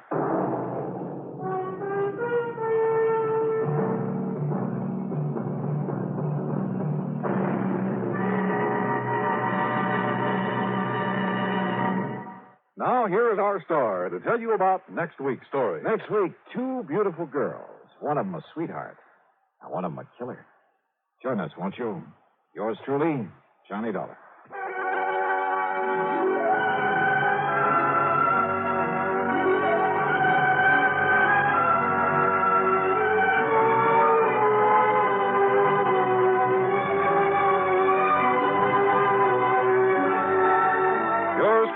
Johnny Dollar, starring Bob Bailey, originates in Hollywood and is written, produced, and directed by Jack Johnstone. Heard in our cast were Lawrence Dobkin, Bartlett Robinson, James McCallion, Dick Crenna, Junius Matthews, and Gil Stratton. This is Jim Matthews speaking.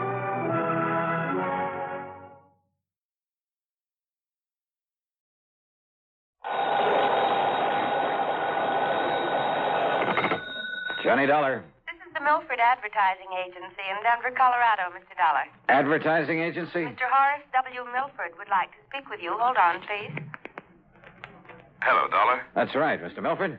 Yes, can you come out here to Denver to see me right away? Well, now, look, sir, if you're interested in buying commercial time on my weekly radio program, you'll have to contact CBS Radio in New York. No, Dollar. This is a purely personal matter that I wish to see you about, that I must see you about. Well, I'm sorry, Mr. Milford, but unless there's insurance involved... Well, yes. Yes, there is. The same company that's insured my life. One of the outfits I work with? Tri-Western Life Insurance Company? Yeah, that's one of my clients. Well, then, please, come out here right away. Well, I'd better check first with the company and get their authorization to... What was that? No, by all means, do not contact the insurance company. Not yet. Well, there's a little matter of my expense account. That will be taken care of, most adequately. Okay, whatever you say.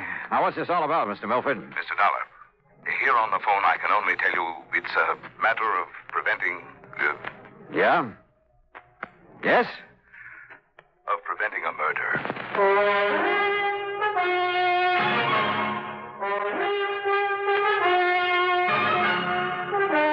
CBS Radio brings you Bob Bailey in the exciting adventures of the man with the action-packed expense account, America's fabulous freelance insurance investigator. Yours truly, Johnny Dollar. And now, Act One of yours truly, Johnny Dollar.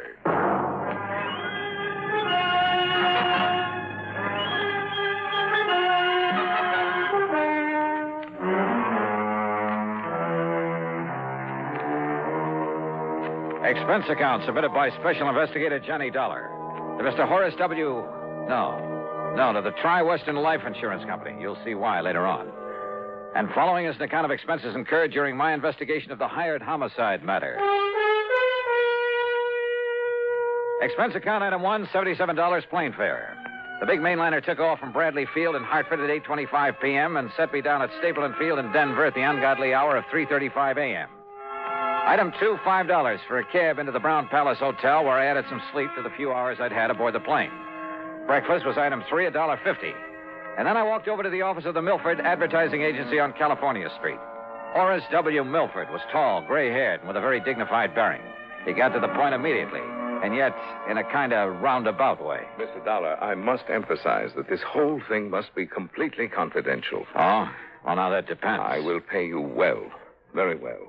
You sound as though there might be something illegal about whatever it is you want me to do. I can only hope that you can prevent something illegal from happening, something terribly wrong. You mentioned murder. I said prevent a murder. Whose, Mr. Milford? Yours? I'll be as brief as possible, Mr. Dollar. Time is of the essence. But first, you must know some background. Right ahead, sir.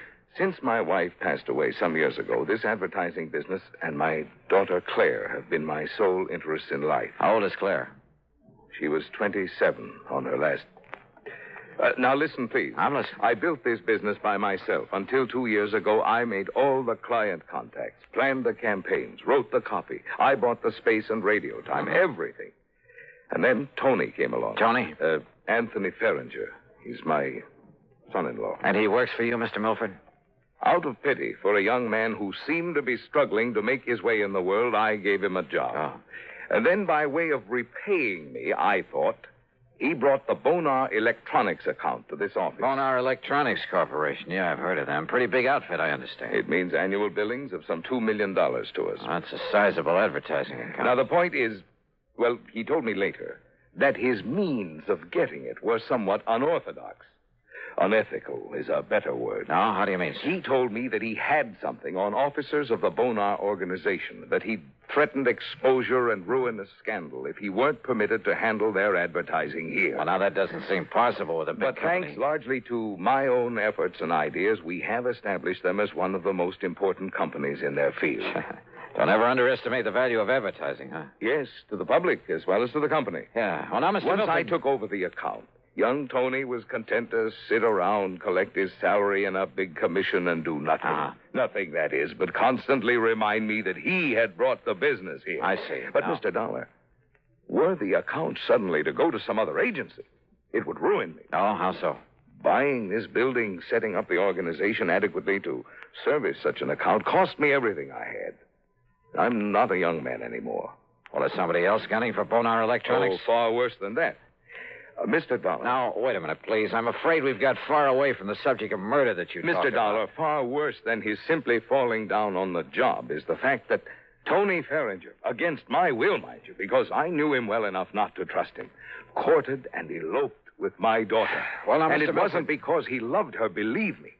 It was only a further step in a plan to get his hands on this advertising business of mine. You're sure of that? He had the nerve, the audacity to say so himself. I can see him now, sitting right there where you are, with a smirk on his face, blandly telling me that now that he'd lost her, he'd have to resort to other tactics. Oh, wait a minute. That he'd have to take this important account away from me by opening his own agency, and that I couldn't stop him. Wait a minute, please. You said lost her. What did you mean by that? Because of his duplicity, what he'd done to me, because of the miserable way he treated and tortured her. Claire, my daughter, my only child. Claire took her own life. Oh, I'm sorry. Oh, the shock of it almost killed me, Dollar. Tony Ferringer was bringing my whole life crashing and crushing down upon my head. I hated him. With every fiber of my being, I was beside myself. I could see only one thing left for me to Mr. do. Milford, please, But if then, you're leading up to then what my I think clients you at are. Bonar came to me 2 days ago, and they told me they realized what had happened and why. And they assured me there was nothing Tony could do or say that would hurt them and that they would stand by me. Well, that straightened me out, Mr. Dollar. It made me realize that killing Tony, there was no point, no use in it. Well, I'm glad of that, sir. But then I'm afraid I don't see why you sent for me. Because it was too late. What? Because I had already hired a man, a professional killer. To murder him? Yes. Well, then, good heavens, man, call him off. I can't. Sure, get in touch with him and...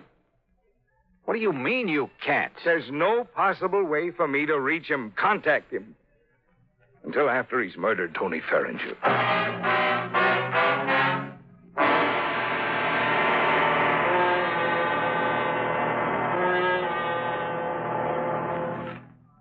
And now, Act Two of yours truly, Johnny Dollar, and the hired homicide matter.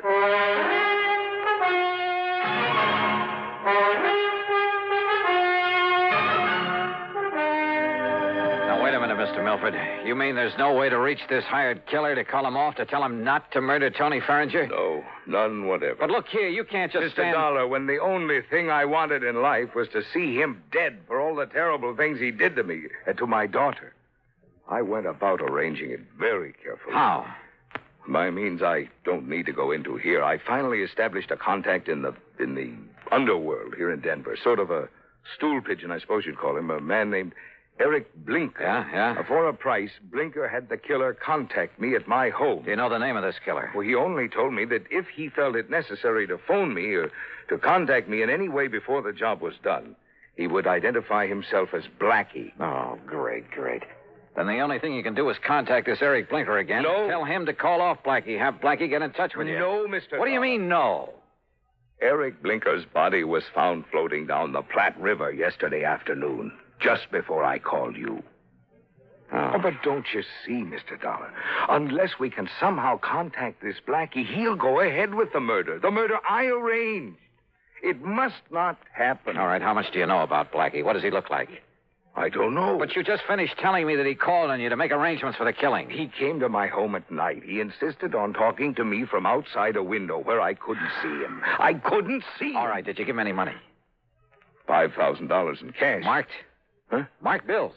No. Oh, fine. Well, he said that if any of the money was marked in any way, that he would know about it and that he wouldn't hesitate to kill me. All right. When was he to do the job? He would only say by the end of the week. And this is Friday. This is Friday. And you can't give me anything to go on to find this man, Blackie? Nothing, unless he calls. Well, if that happens, you don't need me. Mr. Milford. Yes? Have you told Tony Ferringer anything of this? Good heavens, Dollar, you don't know the man. Can't you see what would surely happen if I did? He would bleed me for everything I have. Me, accessory to a plot to murder him. Don't you see what that means? Yeah, sure I do. And if you were to call in the police, it would be just as... Oh, yeah, Mr. Milford, you've really stuck your neck in a noose. Somehow you've got to get me out of this. You? What about Tony? Right guy or wrong, he's the one who's going to be killed. Well, I meant stop this thing. I don't want his blood on my hands, not anymore. Somehow you've got to stop this killing. Oh, yeah, sure, great. But how? You got any good ideas? Hey, a phony telegram, something like that. What? Yeah, some kind of a message telling Tony to get out of town. But if it weren't to reach him soon enough, or if he were to disregard it. If you were to go to the police. Oh, I'd sooner kill myself. I might as well. Or contact them. An anonymous warning, maybe. There is only one place from which Tony Ferringer might expect trouble. From me. Mr. Milford. Well... Oh, I don't know. So help me, I don't know. I'm not even sure you deserve help after what you've done. I beg you, Mr. Dollar. Hey, you told me on the phone there's insurance involved in all this. Well, when he first came with me, Tony had his life insured. He named some distant relative as the beneficiary. Through Tri-Western Life? Yes. But he didn't even name Claire in it when he married her. Yeah, well, that's beside the point now. Do you have an idea, Mr. Dollar? Is some way... No. I was just thinking it's not only your neck I've got to look out for now, but I got to keep the insurance company from having to pay off on Tony. Well, you could watch over him. Oh, yeah, sure. Sit on his lap for 24 hours a day without his knowing it? Where is he now? I don't know. Well, where does he live? Well, then you will watch over him. We'll see. Scribble down his address and phone number for me. Oh, yes, of course. He lives at 425. Now, what does he look like? About the same height and weight that you are. Here. Very good. 425. But his hair and complexion are somewhat different. Tony! That's right, Papa. And who are you, mister? I take it you're Tony Ferringer. That's right. Oh, Tony. Oh, listen, you old fool. I just found out you spoiled my chances of starting my own agency. That you conned Bonar Electronics into staying with you. No, it's because you lied to me about the way you got us that account. Oh, but so Tony, you finally caught on. Tony, will you listen to me? You listen to me. I'm not going to let you get away with this. Please, Tony. Or maybe you will. Maybe I can't stop you. But believe me, you're going to pay me plenty. Tony, will you How? please Why? I haven't figured it out yet. But you'll pay me, Papa. Just remember that. Wait. Oh, dear. I don't know. I don't know what to do. Just keep your shirt on, Mr. Milford. Yeah. What? Yeah. And wish me luck.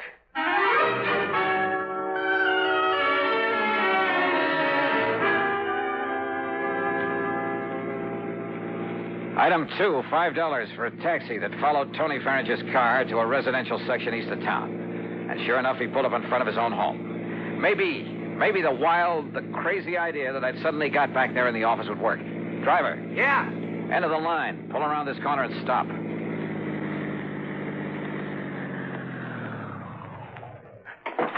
All right, here's a 5 spot. Stick around for a while. Instead of walking up to Tony's front door, I sneaked around to the back, half hidden by a hedge at the side. I hoped that none of the neighbors would see me and raise a fuss or report me as a prowler. I rang the buzzer at the back door, then stood aside, flat against the wall, so that whoever opened it wouldn't see me. I hoped. Yes? Yes? Hello, somebody ring this door buzzer? Yeah! And now, if the rest of this wild plan works out, in you go, Tony.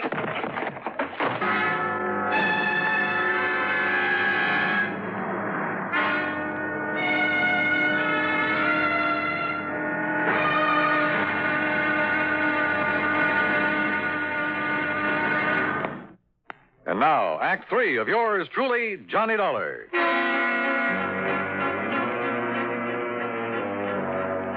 After wasting some fine Scotch whiskey, pouring it on Tony Ferringer's clothes, item 3 was another 5 to the cabbie for helping me haul my apparently drunken friend to a cheap rooming house over on the other side of town. A place run by a frowsy old dame who called herself Ma Letcher. Sure, mister. Just carry him up and let him sleep it off in this room here at the top of the stairs. Here, I'll open it up for you. Yeah, thanks. You ask me. Somebody must have hit him with a bottle. Here you are. Well, you can lay him onto the bed. This room will cost you $1.50, though. All right, here's a 5 spot. Well, thanks.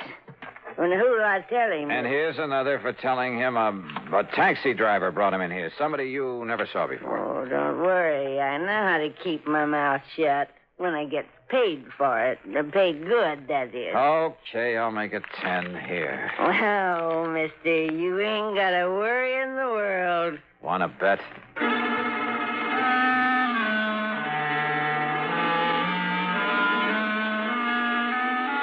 Item 4, $1.10 for another cab back to Tony Ferringer's house.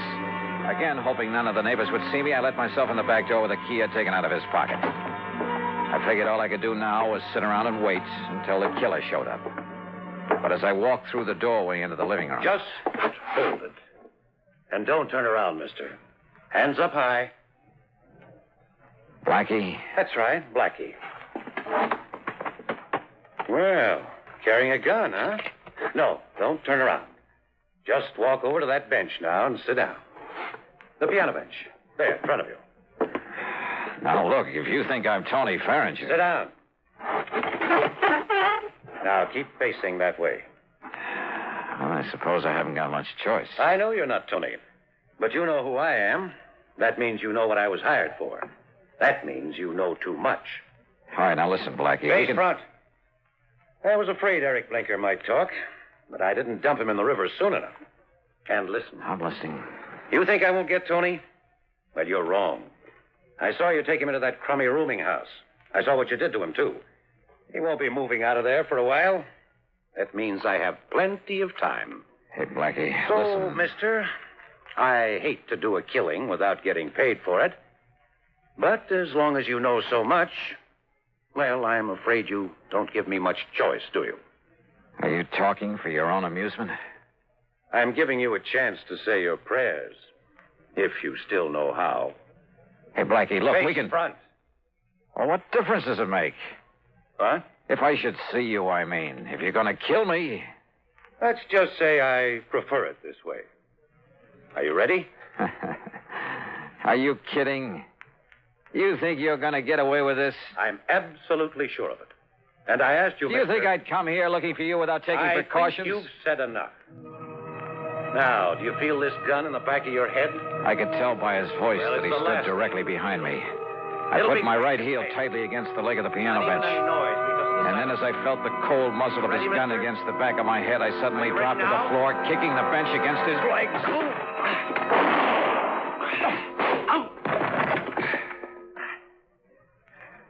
Well, Blackie, I'm afraid your rather unique career has finally come to an end. Listen, if you... Down, boy, down!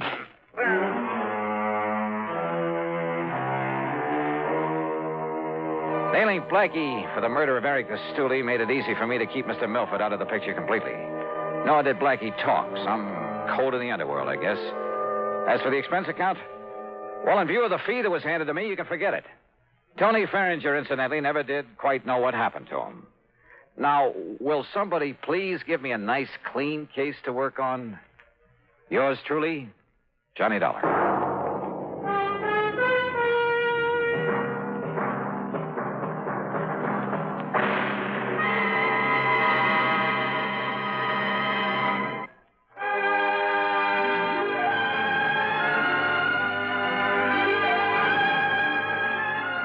Yours truly, Johnny Dollar, starring Bob Bailey, originates in Hollywood and is written, produced, and directed by Jack Johnstone.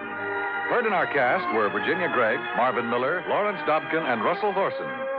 Be sure to join us next week, same time and station, for another exciting story of yours truly, Johnny Dollar.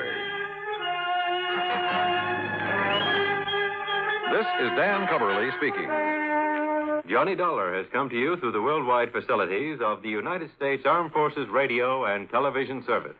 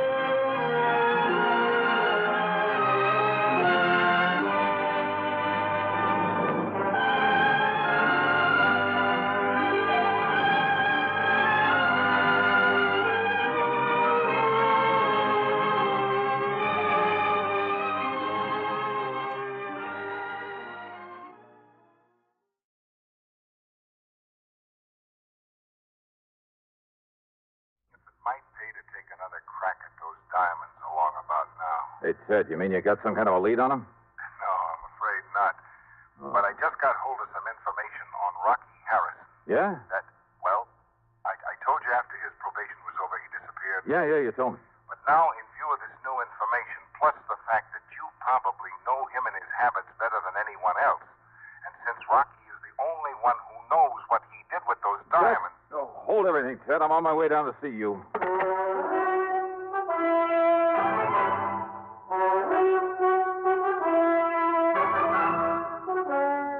CBS Radio brings you Bob Bailey in the exciting adventures of the man with the action-packed expense account, America's fabulous freelance insurance investigator. Yours truly, Johnny Dollar.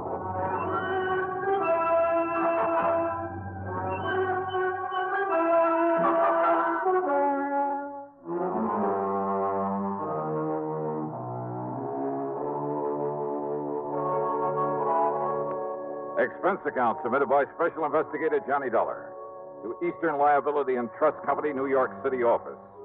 Following is an account of expenses incurred during my investigation of the man who waits matter. Sure, I and I alone could take the credit for Rocky Harrison's trip to Sing Sing over 7 years ago. But the fact I'd not been able to recover the Olney diamonds really stuck in my craw. So what if I was still fairly new in the business at the time? There was no excuse. Okay, then. Expense account item 1, $3.95, a taxi to the station, then train fare to New York. I walked over from Grand Central to Ted Bessam's office at 500 Fifth Avenue. You know, I thought the mention of Rocky Harrison would bring you here in a hurry. Sit down, Johnny. Yeah, sure, thanks. Use a little drink? No, thanks. Cigarette? Now, just tell me what you know about Rocky and why you think I might be able to get on the track of those jewels again.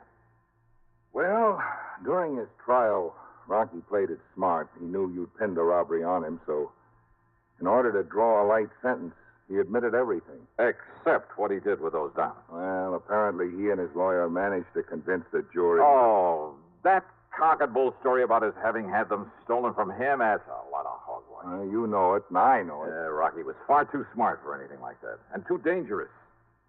And if that servant there in the Olney household who caught him blasting that wall safe, if that servant fell down the staircase accidentally, I'll eat my shirt. Rocky killed him, Ted. I'm sure of it. Same as he tried to kill me. The fact remains he wasn't held for murder.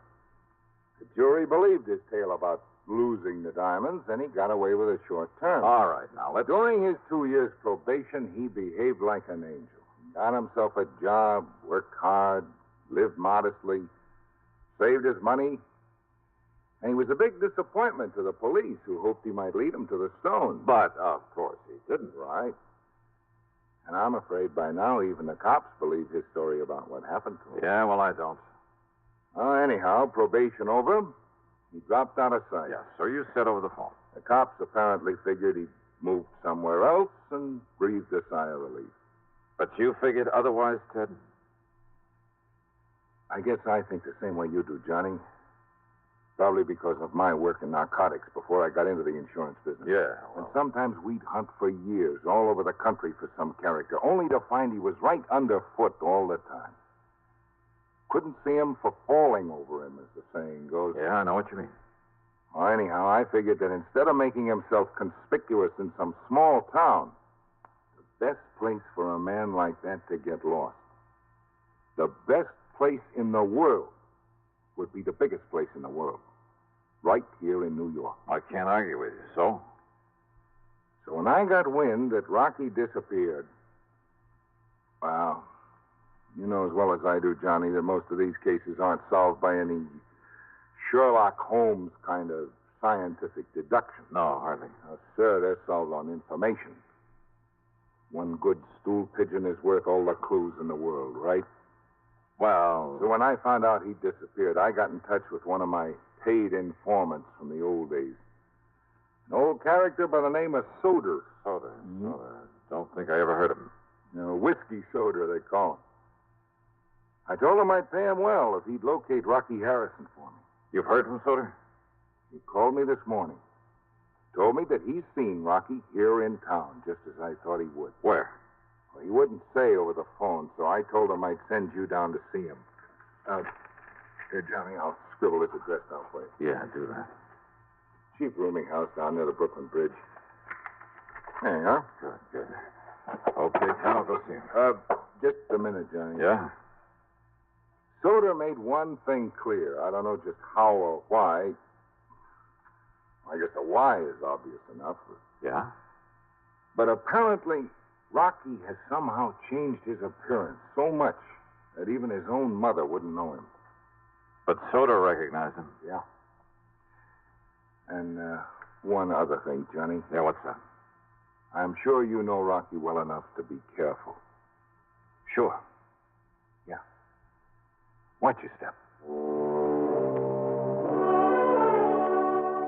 All right, so what if there was a little risk involved? Here was my chance to make up for having done only half a job some 7 years ago. Also, I figured I knew enough about Rocky to be well prepared for almost anything he might try. The main thing was to find out what he'd done with the Olney diamonds, and of course, get my hands on them. Expense account item 2, $1.70 for a cab to Whiskey Soda's address. It was the kind of place I'm sure the City Planning Commission will be glad to tear down.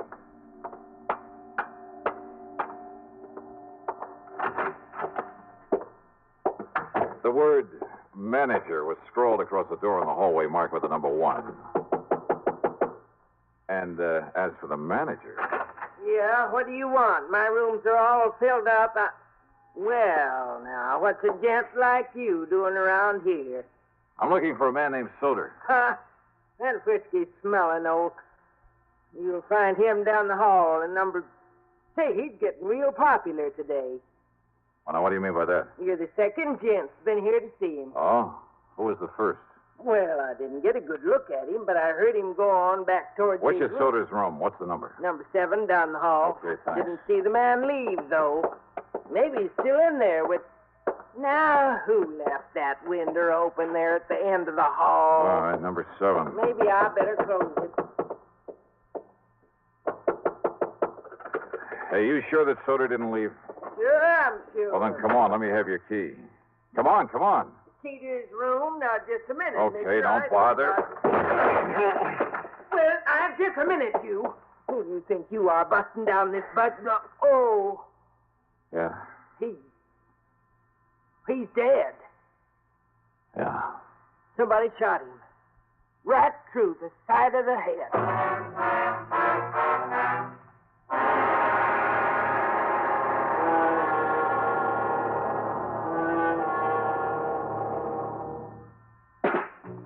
Smoking more now, but enjoying it less. Have a real cigarette. Have a Camel. So good. Have a Camel cigarette. So rich. Have a real cigarette. Have a Camel. So mild. Have a Camel cigarette. And here's the reason why. Best tobacco makes the best smoke. Have a Camel cigarette. You can say that again. Best tobacco makes the best smoke. Have a Camel cigarette.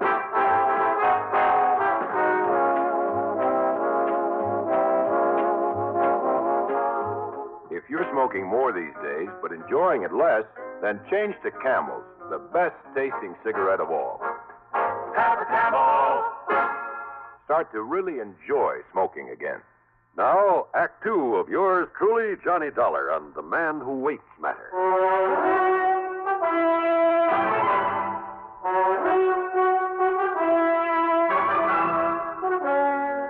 Right through the side of his head, right in front of his left ear. That's right. But I didn't hear any shot. I've been up front in my room all afternoon. Because whoever did it used this pillow to muffle the sound. One of my best pillars, too. Look here. Look what it's done to it. The man who was here before, what did he look like? Huh? Well, I only looked out of my room in time to see him coming in here. I didn't get a look at his face. You said he was a gentleman, a gent. Yeah, but I didn't really... I think he had gray hair. What about his height and build? Well, now, I don't know. I was up front. Now, how old was he? Look, I told you, mister, I don't know. Okay, here. Here's a 5-spot for your trouble. And for calling the police. Sergeant Randy Singer at the 18th. Police? And my name is Johnny Dollar. Dollar? That's right. The one that's on the radio? You call the police. Tell them I'll contact them later.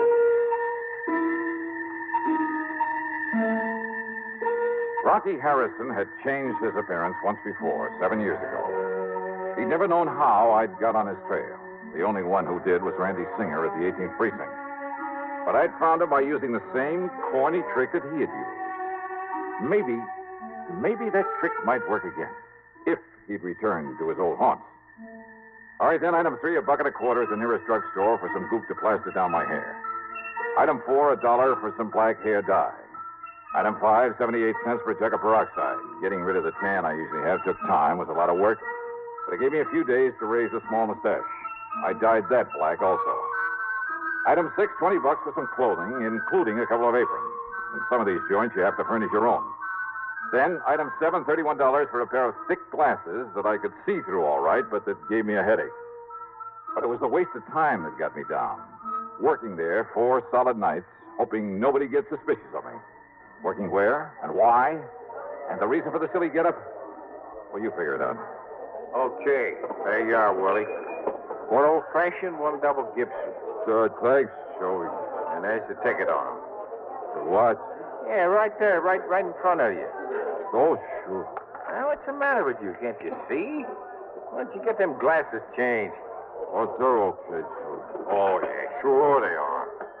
Ain't you going to take a drink to the table? Huh? Oh, that's right.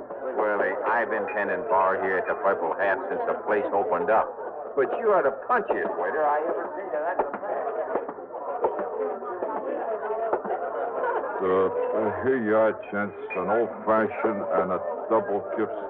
Well, you took long enough to get them.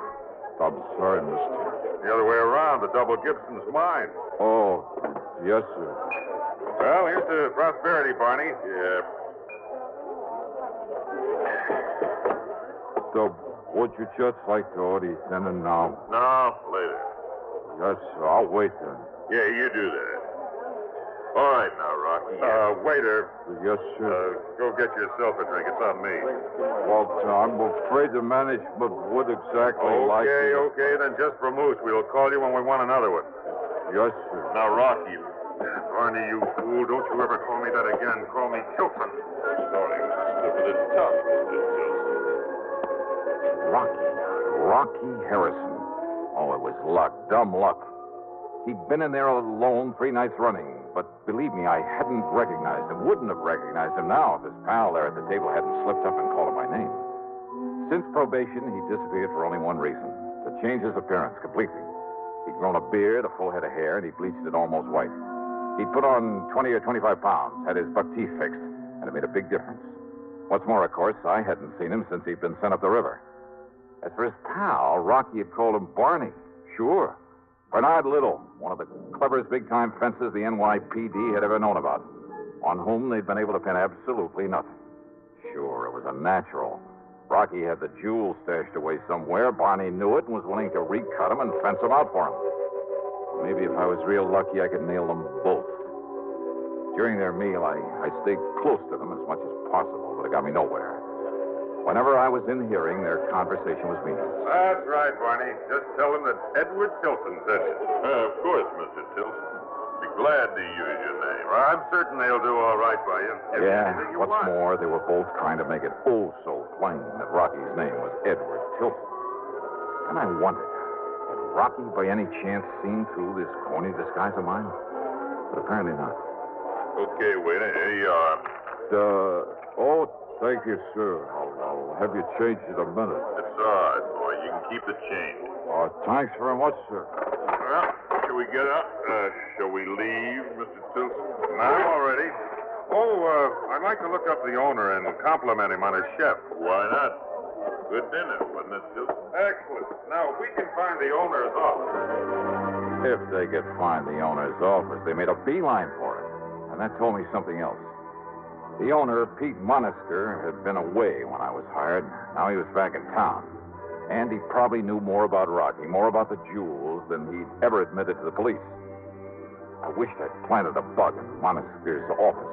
I'd like to have heard what went on in there. But I hadn't, so I couldn't. Instead, I cleared off the table, and since my hitch for the night was over, I went back into the locker room, changed into my street clothes. As I was about to leave... Don't bother, buddy. Your name's Willie, ain't it? Just a Willie Pagano. My name's Pete Monaster. I own this joint. I've been away a couple of weeks. Oh, how are you, sir, Mr. Here's Monaster? your pay and a few bucks severance. You beat up fired? That's right. I done something wrong, No, Mr. it's just that we got enough waiters without you. Shouldn't have hired anybody while I was gone anyway. Just go on out by the back way. Well, sure, sir, but if I thought I'd done something No, wrong, there's no I complaints. could... We just don't need you. That door will tie you over until you get another job.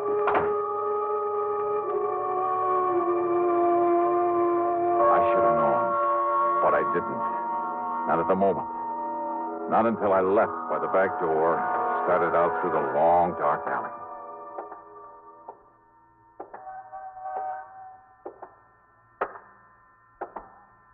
Just a minute. Huh? You're the waiter we had tonight, aren't you?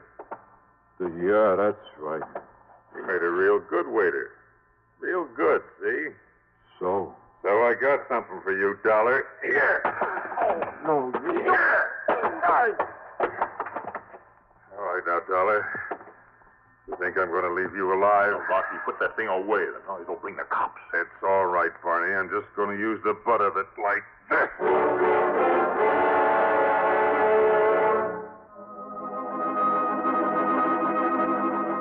I vaguely remember something crashing down on my head. And if you think people don't see stars, you're wrong. Half conscious, I braced myself for another blow, but it never came. Instead of crazy mixture of sounds, noises, a lot of footsteps, a barrage of gunfire, sirens, a lot of cars braking to a stop. Only it was all like in a dream. I came to the next morning and I found myself in a hospital bed, a doctor leaning over me with a hypo in his hand. Then, sometime later. Well, looks like the doctor was right, doesn't it? Randy. Yeah, a slug of something to make you sleep for a while really worked. You're going to be okay, except maybe for a big head. Randy Singer. Lieutenant Singer to you, Buster. Son of a gun, Johnny. When are you going to learn to let me know when you're working around this town, huh? Was it you came along? That's right, like the U.S. Marines. Well, how did you know they were going to waylay me there in that alley? I didn't. I hadn't the least idea. Didn't even know it was you they were jumping. You and that crazy getup, that black hair and the mustache and those thick glasses. Then I don't understand, Randy. Johnny, I've had a bunch of the boys on Rocky Harrison for over a week. You have? Sure, ever since that Stooley whiskey soda told me about him being in town. It was you told me where to look for him. I? When? 7 years ago. The first time you found him in the purple hat. So we've been tailing him for days. Well, if I'd have known that. You think you're the only one that thought he might sometime lead us to those jewels? You found him, Randy? No, and now, thanks to you, it looks like we may as well give up. What do you mean, thanks to me? You just stay in bed. When the boys saw what was happening there in the alley, they moved in. Yeah? When Rocky and Barney started throwing lead, well, the boys kind of thought they'd better answer back. So Rocky and Barney are dead. So now, how are we going to find out where those diamonds are stashed away, huh? Do you know where Rocky was living? Sure, we've been all through his place and Barney Little's place. Nothing. Since we don't know of anybody else who might have been in with him. Oh. You don't, huh? What do you mean, Johnny? Well, Randy, I've suddenly got a crazy idea that maybe I can bluff my way into finding those jewels. You what? Come on, help me get into my clothes.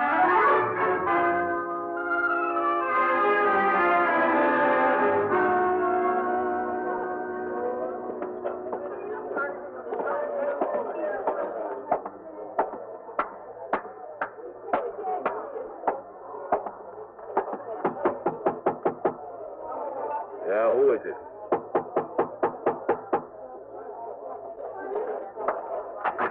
Yeah, who are you? Johnny Dollar, Pete, as if you didn't know. Just a minute. Dollar, did you say? That's right. Well, there's something a little familiar about you. Oh, come off it, Pete. Oh, waiter. Oh, that stupid waiter I fired last night. Rocky Harrison told you who I was. If you're wondering how I know that, just look at that bug fastened to the underside of your desk. A bug? A microphone? Why, I don't believe it. Hold it, Pete. You try opening one of those drawers, reaching for a gun, I pull this trigger. Okay, Dollar, okay. I also heard them tell you when to let me go out into that dark alley. Oh, look, how was I to know what they wanted you out there for? I also heard enough to know where the only jewels are. Open up that safe, Pete. Oh, yeah? Open it. You crazy? Oh, listen, Dollar, put down that gun for a minute. Open it up. Oh, look, maybe we can make a deal. 7 years of hunting for him, Pete.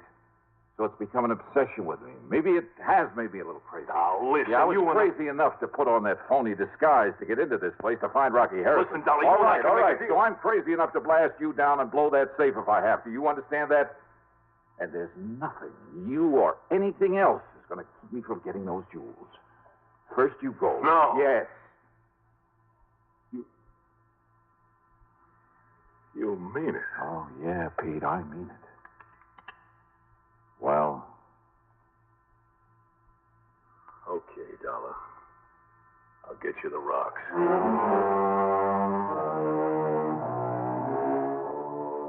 The fee on this one for recovery of the diamonds? Well, maybe the department frowns on such things, but half of the check goes to Lieutenant Randy Singer, NYPD. Good man, good friend. Expense account total, including the ride back to Hartford, well, it just about balances with what I made on my job as a waiter. Yours truly, Johnny Dollar.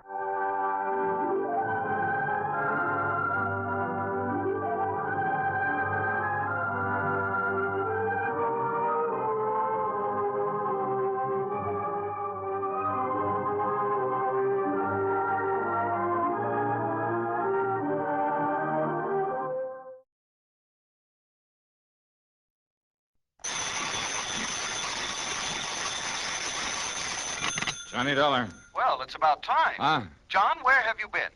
Oh, I just took a couple of days off to...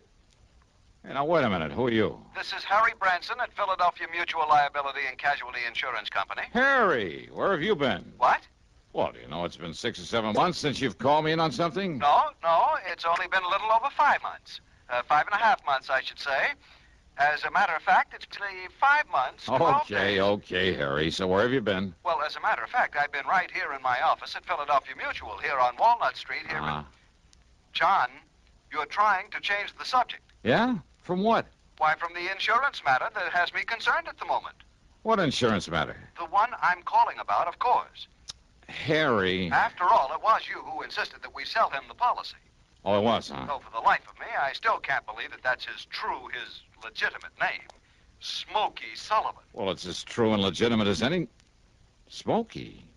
Well, what about him? John. Yeah? Well? I told you it was only because of your stubborn insistence that we agreed to insure that underworld character. Okay. So what's happened to him? Has something happened to him, John? Well, has it? I don't know. Well, if you don't know... Harry... Well, will you see what you can do about it? But you haven't told me about what? Good heavens, man, do I have to give you a printed diagram, spell out everything? Okay, Harry. I'll grab a train, maybe a plane. I'll be down there to see you. Well, now, I don't know that that's at all necessary. It is if I'm to get any sense out of you. Why, John. Yeah.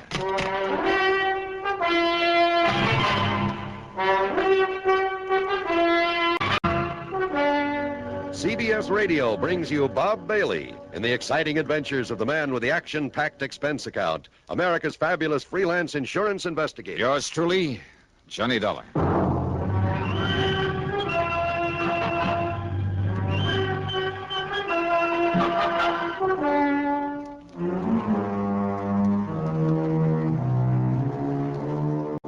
Expense account submitted by Special Investigator Johnny Dollar. To the Philadelphia Mutual Liability and Casualty Insurance Company, Home Office, Philadelphia. Investigation of the real ski matter. In spite of the way he sounds, in spite of his being a literal-minded, excitable worrywart, Harry Branson is a good insurance man. Whatever he lacks in, well, imagination, spark, he more than makes up for in methodical attention to every detail of his office operation. Paradoxically, then, except for Harry himself, Philly Mutual's home office ticks along like a smooth running watch. If I was promised an assignment at 9 o'clock of a Monday morning, believe me, it was never a second late. Nor was there ever any question about the size of my fee or expense account, so long as it was justified. Which is one reason I always jumped at the chance to take on a case from Philly Mutual. And now, if my old friend Smokey Sullivan was in trouble, Okay, then. Expense account, item 1, 1425, taxi out to Bradley Field, plane to Philadelphia, taxi into Harry Branson's office on Walnut Street. Okay, Harry, what's it all about? John, I tried to tell you over the phone it was not necessary for you to come on down here. What you told me over the phone didn't make any sense. And I suppose you'll expect the company to pay your expense account? Ah. Well, we shall just see about that. Oh, now, wait a minute. Yes? Well? Now, look, Harry, if something serious has happened to Smokey Sullivan... Did I say anything like that over the telephone? Well, I'm sure you didn't waste your company's precious money on a long-distance call just to say good morning to me. Of course not. And you did mention Smokey. I certainly did. Well, come on, Harry. What's it all about? Arsonist, thief, racketeer, mixed up in more unlawful, illegal, sordid crimes, Harry. and by his own admission, too. Well, so what if he was? He isn't anymore. I hope now, would you're you tell right, me? John. I certainly hope you're right. Well, I am right. But he did have a record. Oh, and look. why a fine, conservative, respectable old company like Philadelphia Mutual, Harry. why you should demand that we issue a combination life and accident policy on such a person. What's the matter? You gone off your rocker or something? I beg your pardon. Don't you realize that your company and half a dozen others all over the country ought to be proud to serve a guy like Smokey? Guy. Insure him for nothing, too, and for as much as he wants. John, a company hardly prospers by doing a thing like that. Harry, don't you read the reports on my investigations? Of course. Don't you know that 2 out of the last 4 cases I've handled for this grand and glorious company of yours would never have been solved if it hadn't had Smokey Sullivan's help? Of course, if I know. If it hadn't been for his knowledge of the underworld and cities all over the country, his contacts there, do you think I would have gotten to first base, flushed out those crooks, saved your company a lot of precious money? Well, of and course, each time, Smokey was risking his neck to give me a hand. Now, you remember that. Well, of course, Sure. You've been all for it, his giving me and you a hand in these things. But when it comes to giving him a little lousy insurance protection... Well, of course, Of course you what? Well, I'm sure he deserves our every consideration. You bet he does. But a man like him, with a past record like his, I mean, all the figures, the actuarial tables... Show that he's a pretty poor risk, huh? Exactly. All right. So maybe I am, too, in this job of mine. The services you perform for us and the... Oh. Yeah, Then good, I did the right thing. Yeah? What's good about refusing to draw up a policy for Smokey Sullivan? But I did issue one. Oh, you did? I admit it was only because of your insistence. But now that you've explained why, well, John, I might suppose it was the right thing. Well, sure it was. And Harry, I'm sorry I blew my top. Perfectly understandable, but, John, I said I must have it was all right. I meant except for one thing. Oh? What's that mean? Well, I'm afraid your trusted friend, Smokey... Well, have you seen this morning's paper? No. Here, John. Thanks. I see you're still reading the Philadelphia... What's this? Yes, that item I put a circle around. But I... Oh, no, Harry. No. This can't be right. And now, Act 2 of yours truly, Johnny Dollar, and the real Smokey Matter.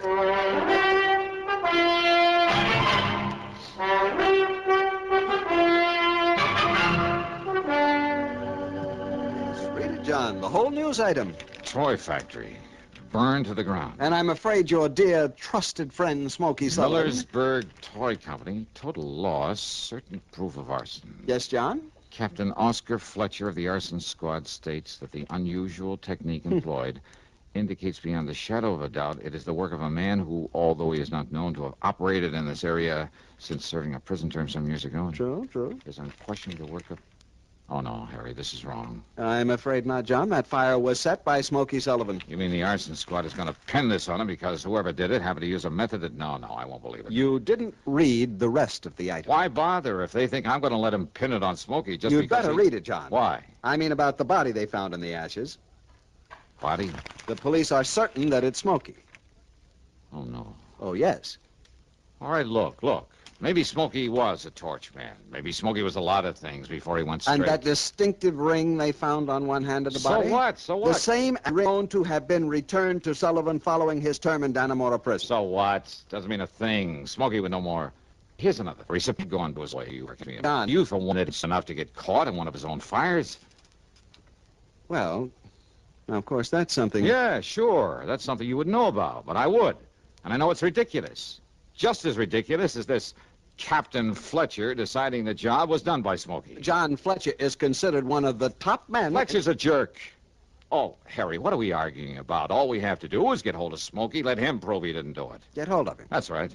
That is the trouble, John. What do you mean? You gave us not one, but several addresses for him. Well, sure I did. I told you he moves around a lot, never stays in one place very long. I know. That's why he's been so valuable to me, because anywhere in the country, Harry, we tried to wherever I had a him, problem... John, to get his policy to... I mean, wherever he knew he could help me... we couldn't locate him. Yeah, Smokey's always come up. You haven't been able to find him. No. But, Harry, I'm absolutely sure that one of the addresses I gave No, you... John, we've tried for weeks at every one of them. He has simply disappeared from his usual haunts. And when I told the police this morning before I called you... Sure. They probably said it was because he was hiding out here in Philadelphia, getting ready to pull this job. Exactly. Well, I tell you, they're crazy. I hope you're right, John. I'm sure I am. But unless you can find Smokey Sullivan... Okay, so I'll find him. Good. How?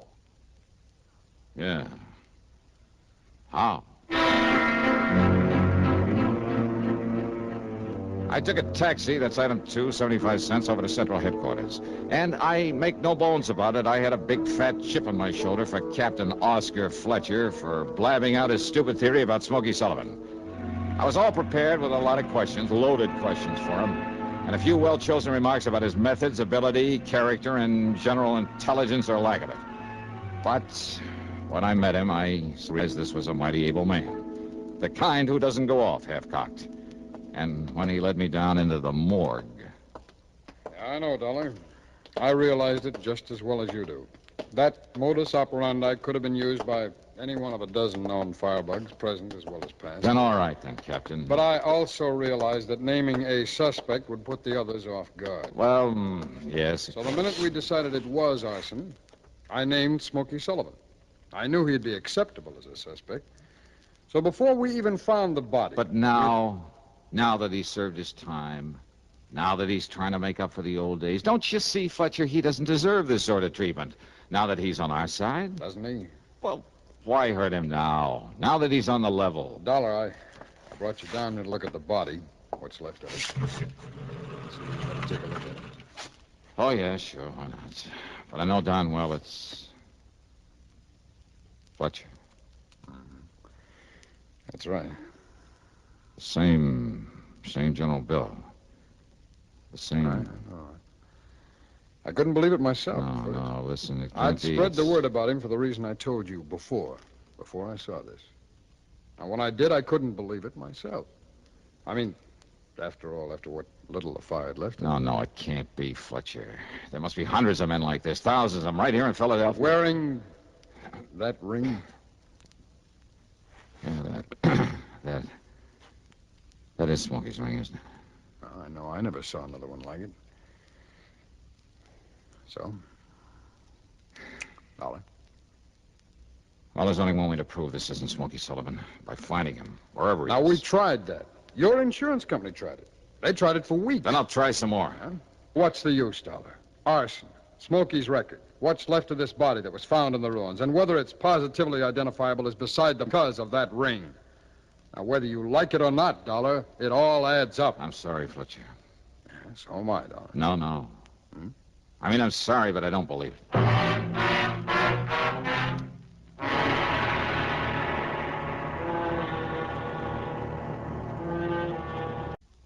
Are you married? How many children do you have? Some people resent being asked such personal questions. They resent it even when a census is being taken. Would you? Or do you know that our Constitution requires the taking of a census every 10 years? And do you know that the purpose of the census is to find out how many people are living in each state? For our Constitution guarantees each state the right to send members to the House of Representatives in accordance with the size of its population. A little state may have only... For the men who wrote our Constitution sought to make our government one that will represent all of the people all of the time, so that your country and mine shall be our country under God. And now, Act 3 of yours truly, Johnny Dollar.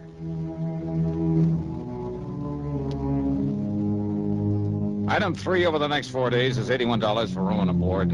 More important, though, during the time is $116 for phone calls and telegrams to friends, newspaper men, police departments all over the country.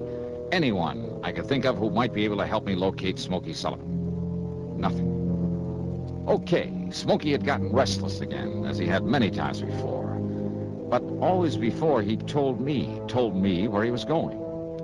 Yeah, maybe he tried to call me after I'd left Hartford. So one of those calls went to my answering service up there. No word from him.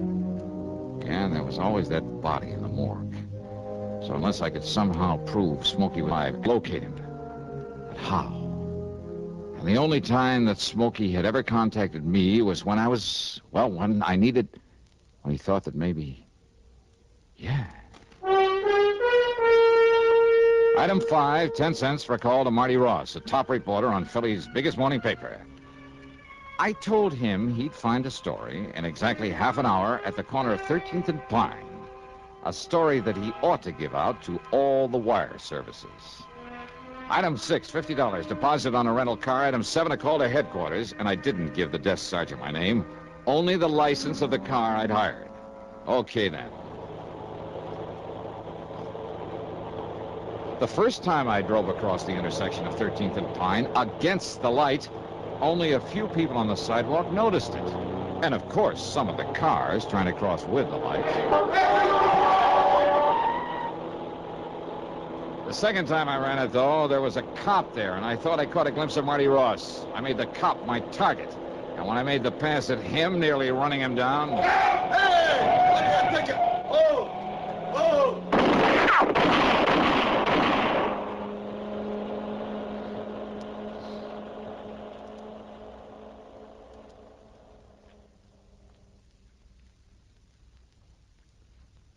I was a little... It wasn't until the middle of the next morning that he got around to calling on me.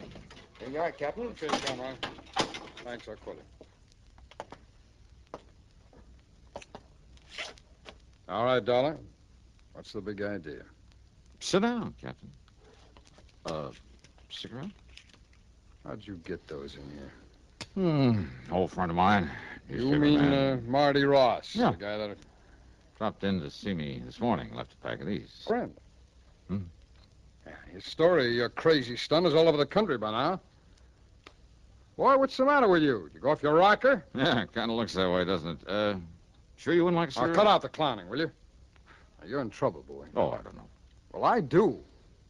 Well, now, I thought maybe you, an old friend of mine, could maybe pull some strings. You're out of your mind. Now, why'd you do it, darling? You drunk? No. Is that what you were because of your worry over Smokey Sullivan? Now, come on. Give. Well, I guess I'd better wait until my hearing before I say anything. Hey, guard! Dollar! You want to let Captain Fletcher out of here? Now, you cut this out, will you? Now, come on, Dollar. Tell me what it's all about. Well, come on.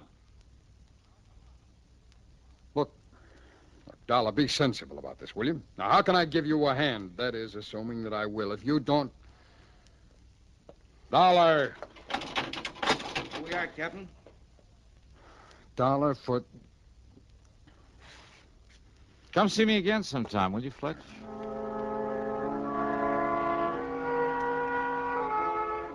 Well, after 2 days in that cell, even the guard wouldn't listen to me, just kind of sneered at me. I began to think that maybe I'd overplayed my hand. I asked if he'd get Captain Fletcher back to see me. No response. When he brought in the meals, I argued, I pleaded, I threatened him, reminded him that a citizen has some rights, even in jail. Well, he walked away as though he didn't even hear me. Then, the morning of the third day, I was handcuffed and led upstairs to a small hearing room, I guess you'd call it. At any rate, there was a man there in judge's robes and a pretty cold-blooded expression on his face. Your name is Johnny Dollar. Yeah, that's right. Now, Your Honor... Instead of the usual formal hearing, I've decided not to waste any time on your case. Well, Your Honor, maybe it was kind of a crazy stunt. But when I tell you the reason for it... It's no use, Mr. Dollar. These circumstances are deadly and civilly against the box office. Well, now, wouldn't it Size, or shall I send you back to your cell? Well, now, look, is this some kind of a... Your Honor, Silence. Do you call this a hearing? I do not. Well, all right, then. Silence, please. Your caper with that rental car involved more than might have met the eye. Well, it was meant to. Don't you see? Don't you... Yes, sir. That apparent attempt on the patrolman's life. But someone had called headquarters to look out for that car. Someone had also called a newspaper man to be sure that he now... Just let me finish. Yes, sir. But then the appearance early this morning from somewhere on the West Coast, I believe, of a man we'd been looking for. Ah. Yes, Dollar. Captain Fletcher had been looking for him in spite of the body in the morgue. Then, Judge... Smokey Sullivan came here to help you, as I'm sure you hoped he would. Yeah. Yeah, I knew the newspaper reports. Will you please keep quiet? Yes, sir. Well, Dollar, when Smokey arrived here, Fletcher took him right over to the scene of the fire. Smokey immediately recognized the handiwork of an old crony of his who could almost have passed for his twin. Then... The only other man he ever knew to wear the same kind of ring he wore and still wears. Smokey's waiting in there, by the way, to see you. Then you mean that that you know... I mean that your crazy caper worked, Johnny. Conroy, take off his handcuffs. Oh, boy. Judge, you're okay. And you say that Smokey's in the next room? Hi, Joy. Smokey. Yeah. Smokey, you old son of a gun. Yeah. Now, just 1 minute, Johnny. Yeah. I mean, yes, sir. We're deeply indebted to you for this. It was all done most ingeniously. Wow. And as for the traffic violations, you're fined $15. Oh, But next time, please don't scare one of our patrolmen out of his wits.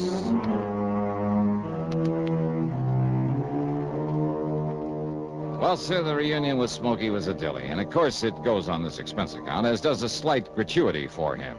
And the cost of his trip from the coast and back. Yeah, he's settled out there now. So the total, including my fine and my own trip back to Hartford, $621 even. Yours truly, Johnny Dollar.